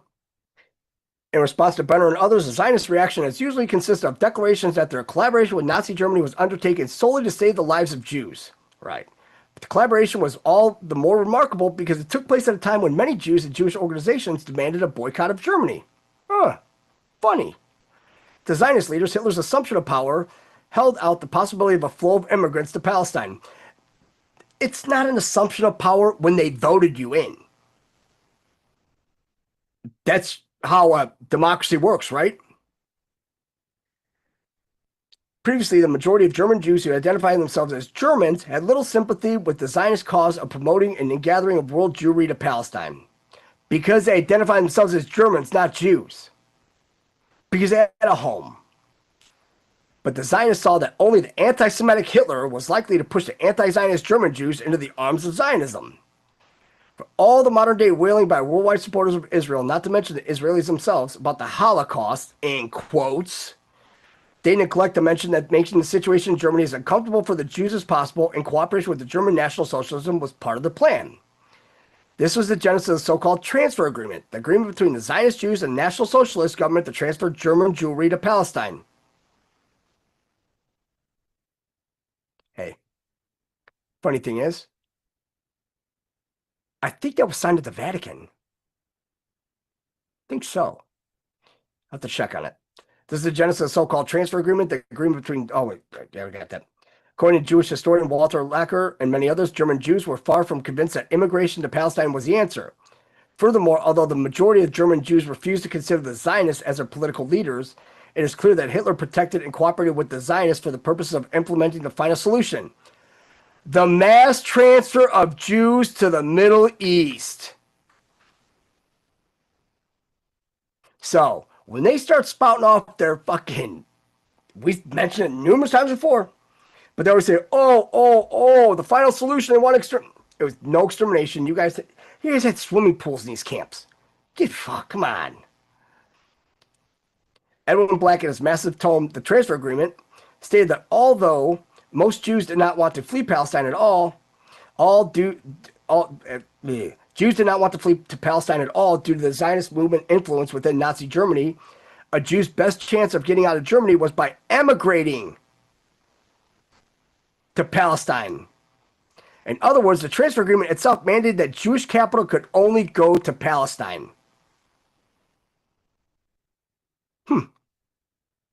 So, what about this biblical? This was our land 3,500 years ago, and this is why we take it. It's like, you guys never fucking had a land. Never. God made sure of that. But then we had to have the little Satan, little time. Because Iran's like, oh, we're the great Satan, and Israel's little Satan. It's like, who said we're Satan at all? I don't think you understand. That's in the past. You continue your shit. Because remember, the supreme leader, he's not saying supreme leader of Iran or anything. He's literally siding with Iran. Why? Because it says in drops, free people of Iran. I think that comes up too in a Q drop. Thus, according to the Zionists, a Jew could leave Germany only if he went to the Levant. The primary difficulty with the transfer agreement, or even the idea of such agreement, was that the English were demanding as a condition of immigration that each immigrant pay £1,000 sterling upon arrival in Haifa or elsewhere. Hey, you know that Trump card? You see why it's being implemented? Difficult with that such hard currency was nearly impossible to come by in cash-strapped and radically inflationary Germany. This was the main idea behind the final transfer agreement. Lacker writes, a large German bank would freeze funds paid by immigrants in blocked accounts for German exporters, while a bank in Palestine would control the sale of German goods to Palestine, thereby providing the immigrants with necessary foreign currency on the spot. I wish people would just use the E word, immigrants. You guys didn't go there to assimilate. You guys went over there to conquer. Sam Cohen, go figure, co-owner of Hanalaya Limited and initiator of the transfer endeavors, was however subjected to long-lasting objections from his own people and finally had to concede that such a transfer agreement could only be concluded on a much higher level with a bank of its own rather than a private company. The renowned Anglo-Palestine Bank in London would be included in this transfer deal and create a trust company for this purpose.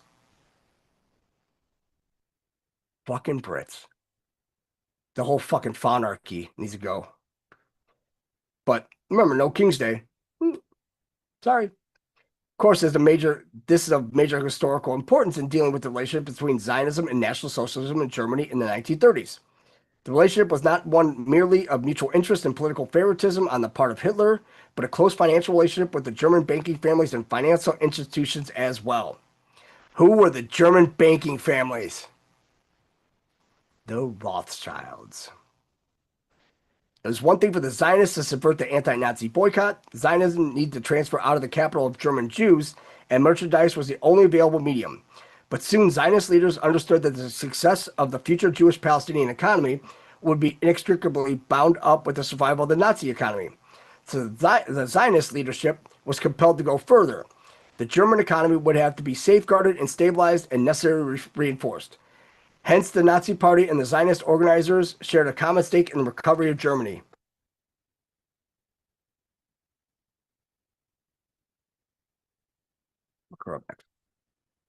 Thus, one sees a radical fissure in wool jewelry around 1933 and beyond. Why not? 10 years after 1923. There were first the non-Zionist Jews, specifically the World Jewish Congress founded in 1933. Wait. Non-Zionist? Oh, come on. It's filled with the Brahmins now, and Ronald Lauder and them, who on one hand demanded the boycott and eventual destruction of Germany. Yeah, the non-Zionists demanded the boycott and eventual destruction of Germany.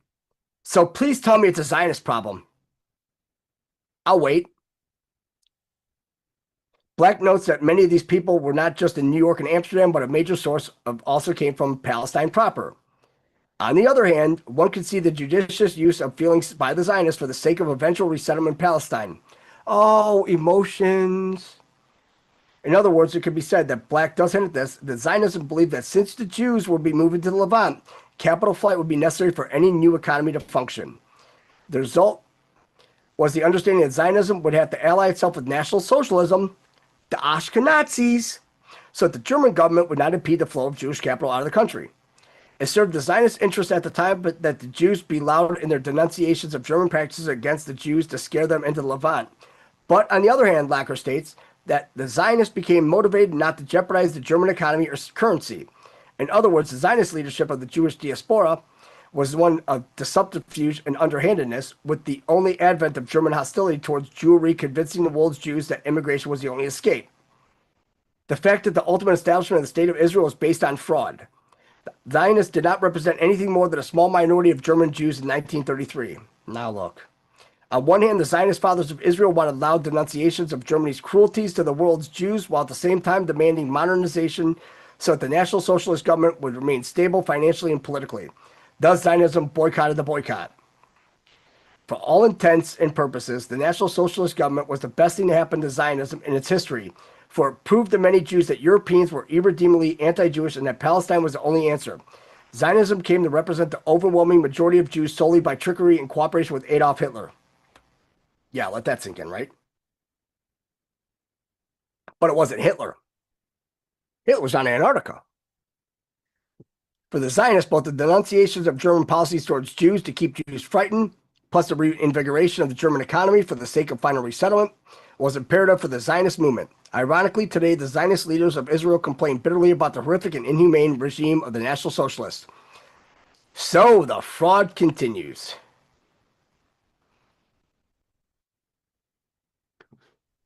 Yeah. $1,000 to deport themselves, too. £1,000 of sterling, £1,000 deportation.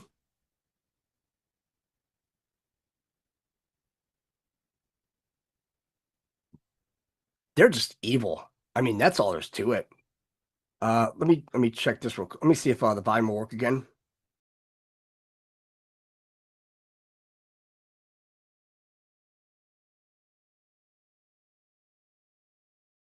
Nope. Shit. Well, I'll pretty much call it there because I had some videos lined up and, well, it says the volume's not working, which is beautiful. Then we'll just cut it short at 3 hours. But yeah, so I got a show tomorrow with Cranker and them, and then we'll come back Thursday, and then we're back again on Sunday. So I want to thank you guys all for coming in, and we love you guys, and we will see you. Oh, hold on. Whoa. No, I can't because the audio. Damn it. Shit. Let me see real quick. There might be something else. There, photos. Nope. Nothing else. Damn it. I had some good videos too. I could tag them and put them in the chat. Let me see. No, because I got stuff that goes with it too. And I even had the video of Trump when Trump doesn't dump anything, right? So he's like, yeah, we got this thing signed, right? And all these papers fell out of his binder. You don't think he was picking them up, huh? Nope. Starmer was down there picking up. It's like, what did you exactly sign, sir? Because Keir Starmer seemed a little flustered there at the press conference. Because looks like we're nearing everything right now. Let me just do one last check. Did that.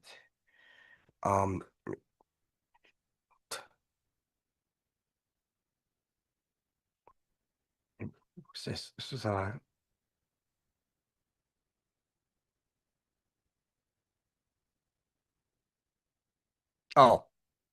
also, I'm trying to remember where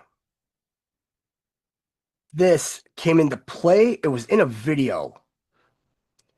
But there's this Camp Kinderland, summer camp with a conscience. Remember the whole 1917, 1923 deal?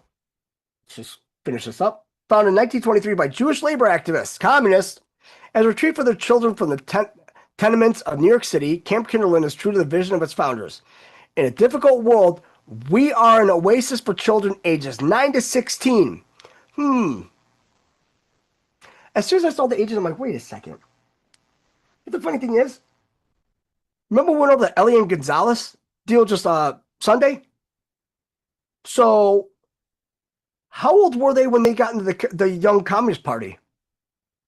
Remember, age 16? Remember, how many of them did they ship over here? Was it 14,000 of them? Unaccompanied children? Awesome job, Eisenhower. Awesome job. Fucking deep state. He is. Him and his daughter, Susan. Nestled in Berkshire Mountains in Massachusetts. So you have Elizabeth Warren. You've got her being a part of the Working Families Party, the Communist Party. Camp Kinderland is a multicultural summer camp and community that honors our progressive, secular Jewish roots through our commitment to economic, racial, and social justice. So please, if anybody could tell me who started this whole social justice warriorship, and it's going to lead right back to them. Always them. They created communism with the help of the Vatican, of course. Kinderland's summer programming Summer programming. I mean, you might as well say it's an indoctrination camp. You would think that you wouldn't have so many of these summer camps since you guys bitch about certain concentration camps. I think that maybe camps aren't a good thing for you. But since this was founded in 1923, right after 1917, 1923, when they all went ballistic, so what were they doing here? They were training agents. That's all it is. Year-round activities integrate progressive values with arts, recreation, and activism in a compassionate and caring environment. Countdown to camp, 11 days, 16 hours. I hope they fucking bomb it. With all their kids there. Hate to say it, but I can. Welcome. Did I put that in the chat? Yeah, I did. I mean, so much just... I mean, you got that, Randy Weingarten, you know, the Jew from the Teachers. Oh, that's what I was going to do. Which one was it? Let me see. What I could do. Let's see this. 1 second, guys.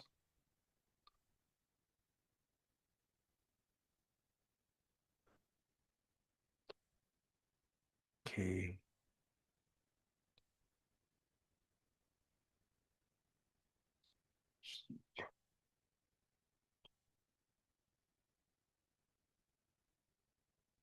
One second, guys.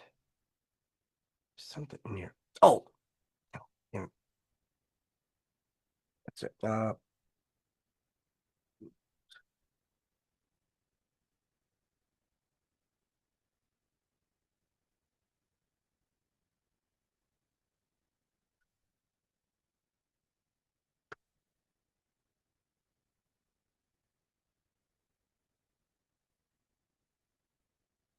So I just want to point out, what was buried there? It was, oh, let's see.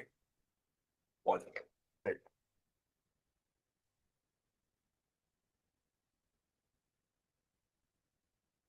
Yeah. Flynn. Not that Flynn.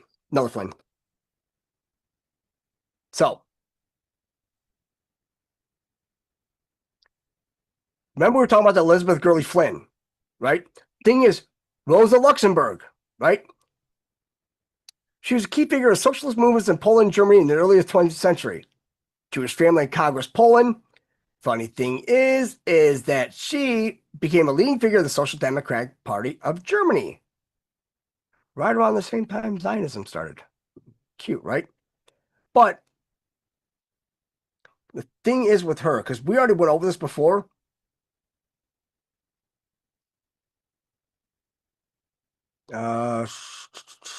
What was she? She was yeah, she helped nope. Gotta go further. Don't give a fuck about your life. Education activism.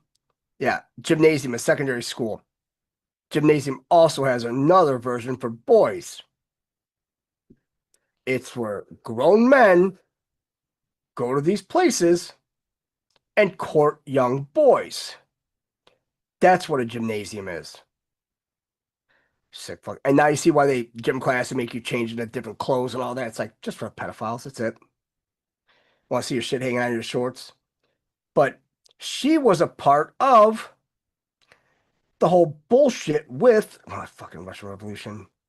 Sorry, guys, I'm going through this a little fast, but she's the one that actually was smuggling weapons and everything over to Palestine. That's what she was doing. Listen, Luxembourg's pseudonym was Junius, after Lucius Junius Brutus, the founder of the Roman Republic. Yeah. But where's she buried, guys? Chicago. Buried in that same Waldheim Cemetery in Forest Park. Why not?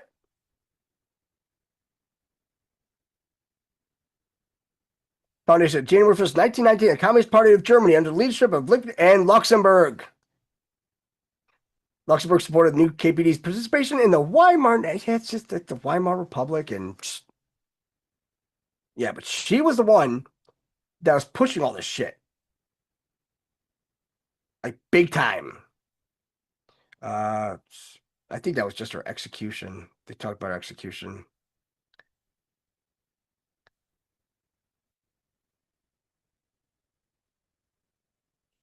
Russian historian Ravinsky, retaliation for Liberty and Luxembourg's murder.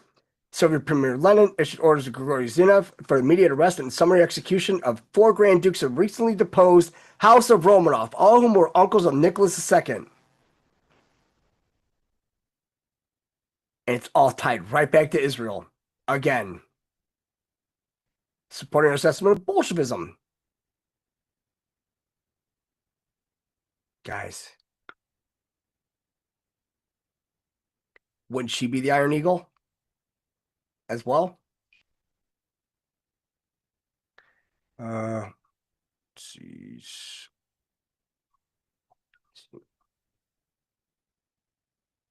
October Revolution.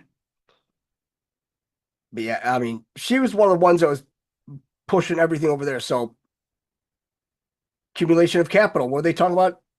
Right there. The Jewish capital all has to go to Palestine. Yeah. Doesn't it look like an old Jewish man with a wig on?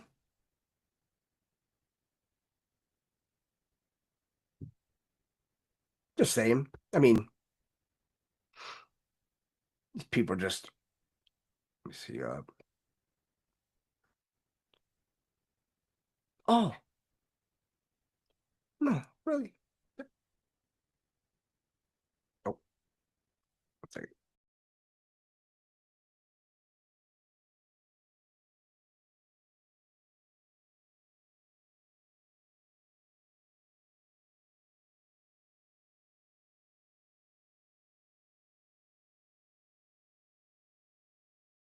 All right. So,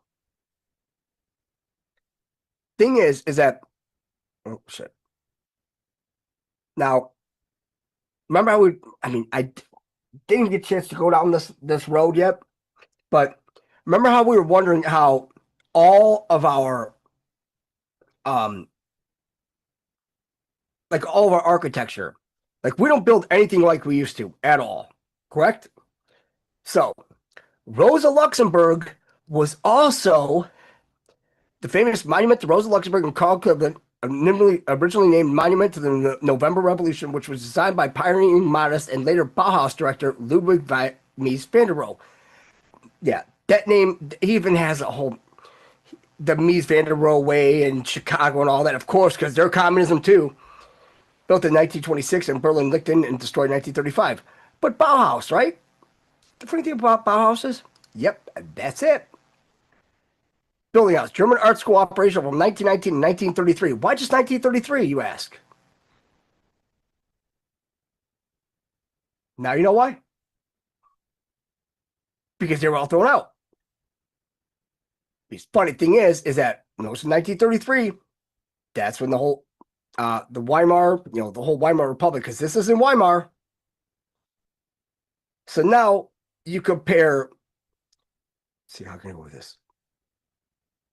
You compare the Frankfurt School with this art school, art, like that's art, right? And it's a UNESCO World Heritage Site. Odd, right? So yeah, this whole thing is just Walter Gropius. I mean, I have all this stuff down. I mean, look at the emblem. Yeah, gorgeous, gorgeous. Even the White City of Tel Aviv. Built as a unique form of international style by German Jewish architects who fled to the British mandated Palestine from Germany and other Central Eastern Europeans because the Nazis. Because you guys were screwing kids there too. But you know what? UN, the same. Okay, say this. I want to make sure I say this right. Oh, here it is.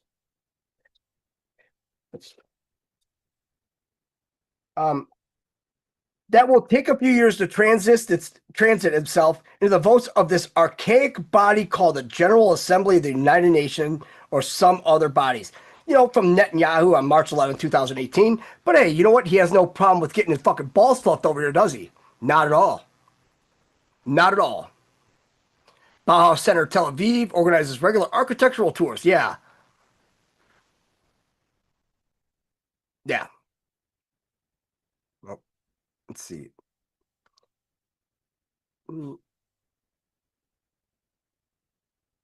Judaica, Jewish ceremonial art. Sure.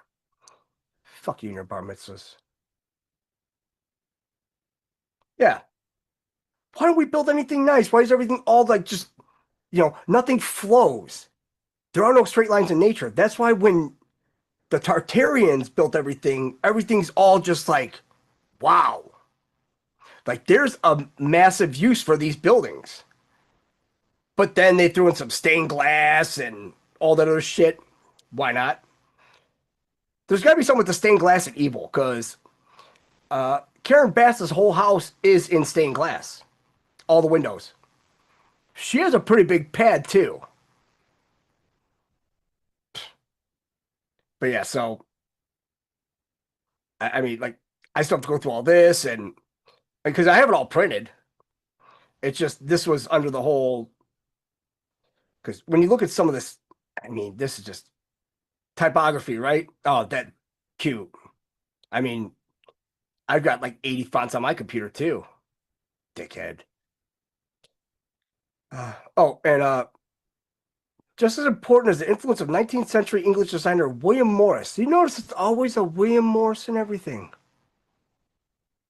Must have been a pretty big deal, huh? Yeah. I mean, when you look at some of these buildings, like, now you see why just there's nothing flowing with it. There's nothing beautiful about it. I mean, they just wanted to bring all their shit in. Wow. Cute.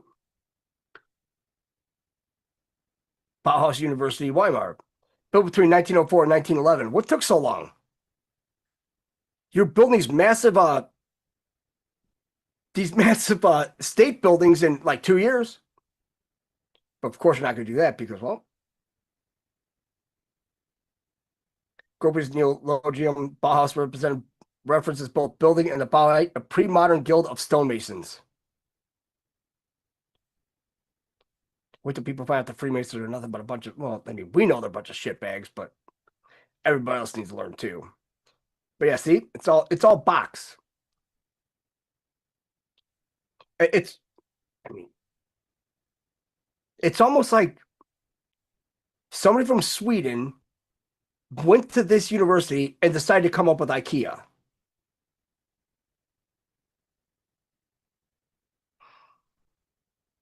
Weimar was in the German state of Thuringia.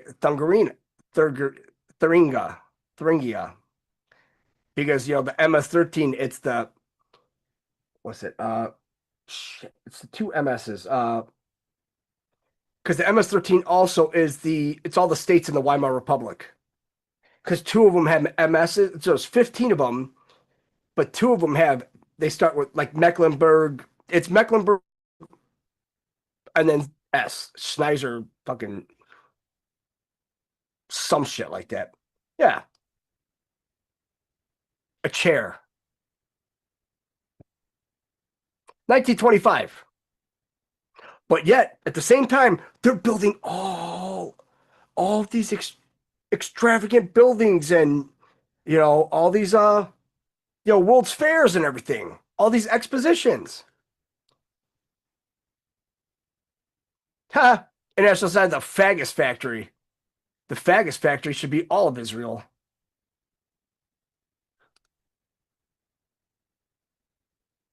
Chairs. Chairs. It's like pottery, right? Typewriter. Cute.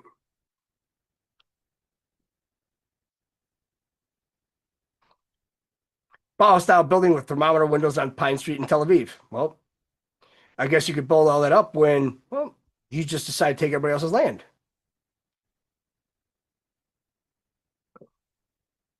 Ukraine, strongly influenced by Bauhaus. Why not? It's Israel 2.0. Demonstrates the impact of Bauhaus on the development of early Soviet architecture as a whole. Not early Russian, early Soviet. Because it turned into Soviet Union, USSR, after the downfall of the Romanov family. I think they have pictures down here too, yeah. A stage. Ceiling with light fixtures. Dormitory balconies. That's not a balcony. Mechanically open windows. The Mensa. Gropius Expressionist Monument to the March Dead. The March Dead? Well, what were they dead from? Look at the dates. 17 to 23. Isn't it funny that we're 1923? And we're having a problem out of them 100 years. It's almost like every 100 years, they go on a complete tirade and they get fucking thrown out of everywhere, but this time it's for good. Ah, a lamp. I love lamp. A tea infuser. Well, I guess they have to make a tea infuser because they're too busy teabagging each other. So 6 tea infusers with sand. Why not 5? Everything's 6 with them. Children's chair. Now, how's that going to work for the back? Why so high? If it's a children's chair, would it be a little bit shorter? Oh, a clock. Cute. Isn't that a black cube? Just checking. And snake poem. Even though snake poem goes to Belgium. Because red on, was it? Black on red. Wait. What is it? Red and yellow. Jack's follow or some shit like that. But red, like, is it yellow and black? Was it yellow and black, friend of Jack? And then yellow and red, you're pretty much dead. I mean, it's...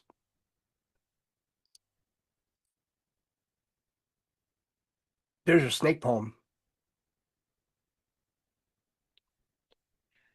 Because we talk about the Fed. Which Fed are we talking about? Probably think the federal government of Germany. So now they got to pretty much take care of that. Whoa, wait a second. Hold up. One more thing here with this. That unconditional surrender.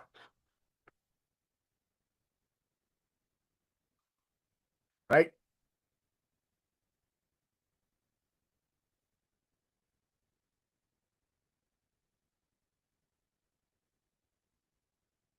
Let's see, 1 second.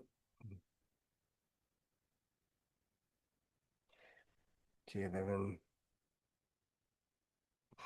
Okay, so 11/22/63. Kenny was shot, right? What happened on 11/22/1822? The secret treaty in the advance of Verona. Who's he telling to surrender? The EU? Or what if the unconditional surrender was the handing over of the UK?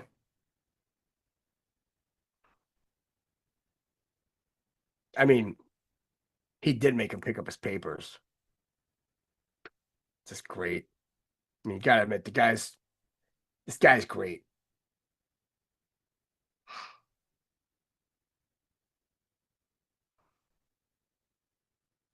And why is it? It's always Iran, and he puts it in bold. Iran can't have a nuclear weapon. And he always puts Iran in bold when he means nuclear weapon. Then you look in the drops where what's this?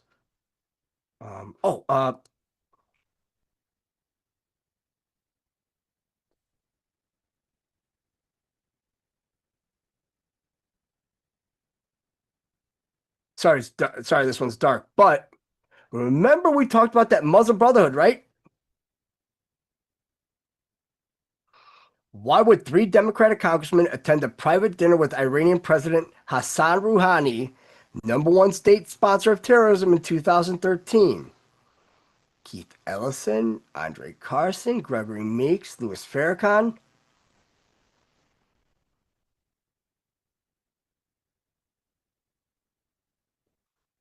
I mean, I don't know. We just went over it. The FBI Muslim Brotherhood. It's right there. What is the USSS codename for Hussein? Renegade. They knew he was a part of the Muslim Brotherhood.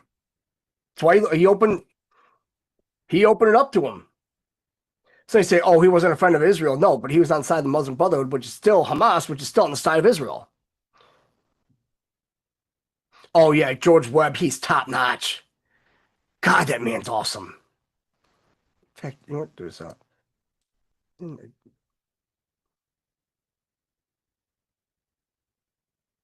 because there was this note, and I took a snapshot of it out of him. We warned America when BlackBerry carrier Keith Ellison was a congressman supporting the Awan spy ring that when he went to Minnesota, beware, Ellison was recruiting Somali youth to threaten state house votes with Antifa suitcase nukes if there was ever a vote the DNC didn't like. Now think about what happened in Minnesota with the shootings. Awan or Aman?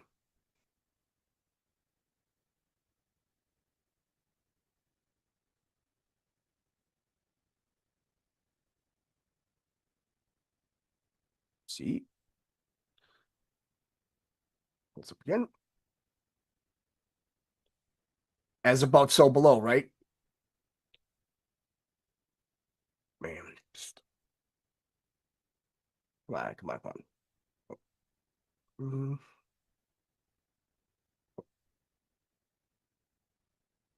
Come on.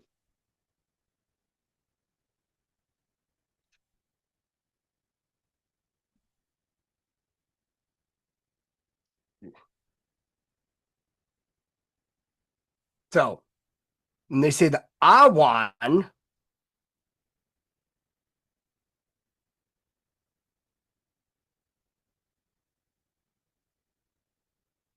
right there. So, you had the Awans with the Muslim Brotherhood, and then you had the Amans with 8200 signals intelligence, piggybacking off the rest of it. People suck. They...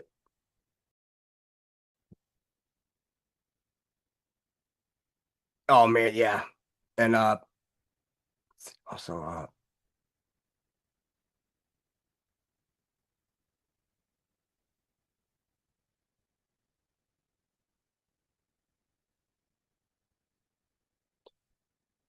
yeah, funny.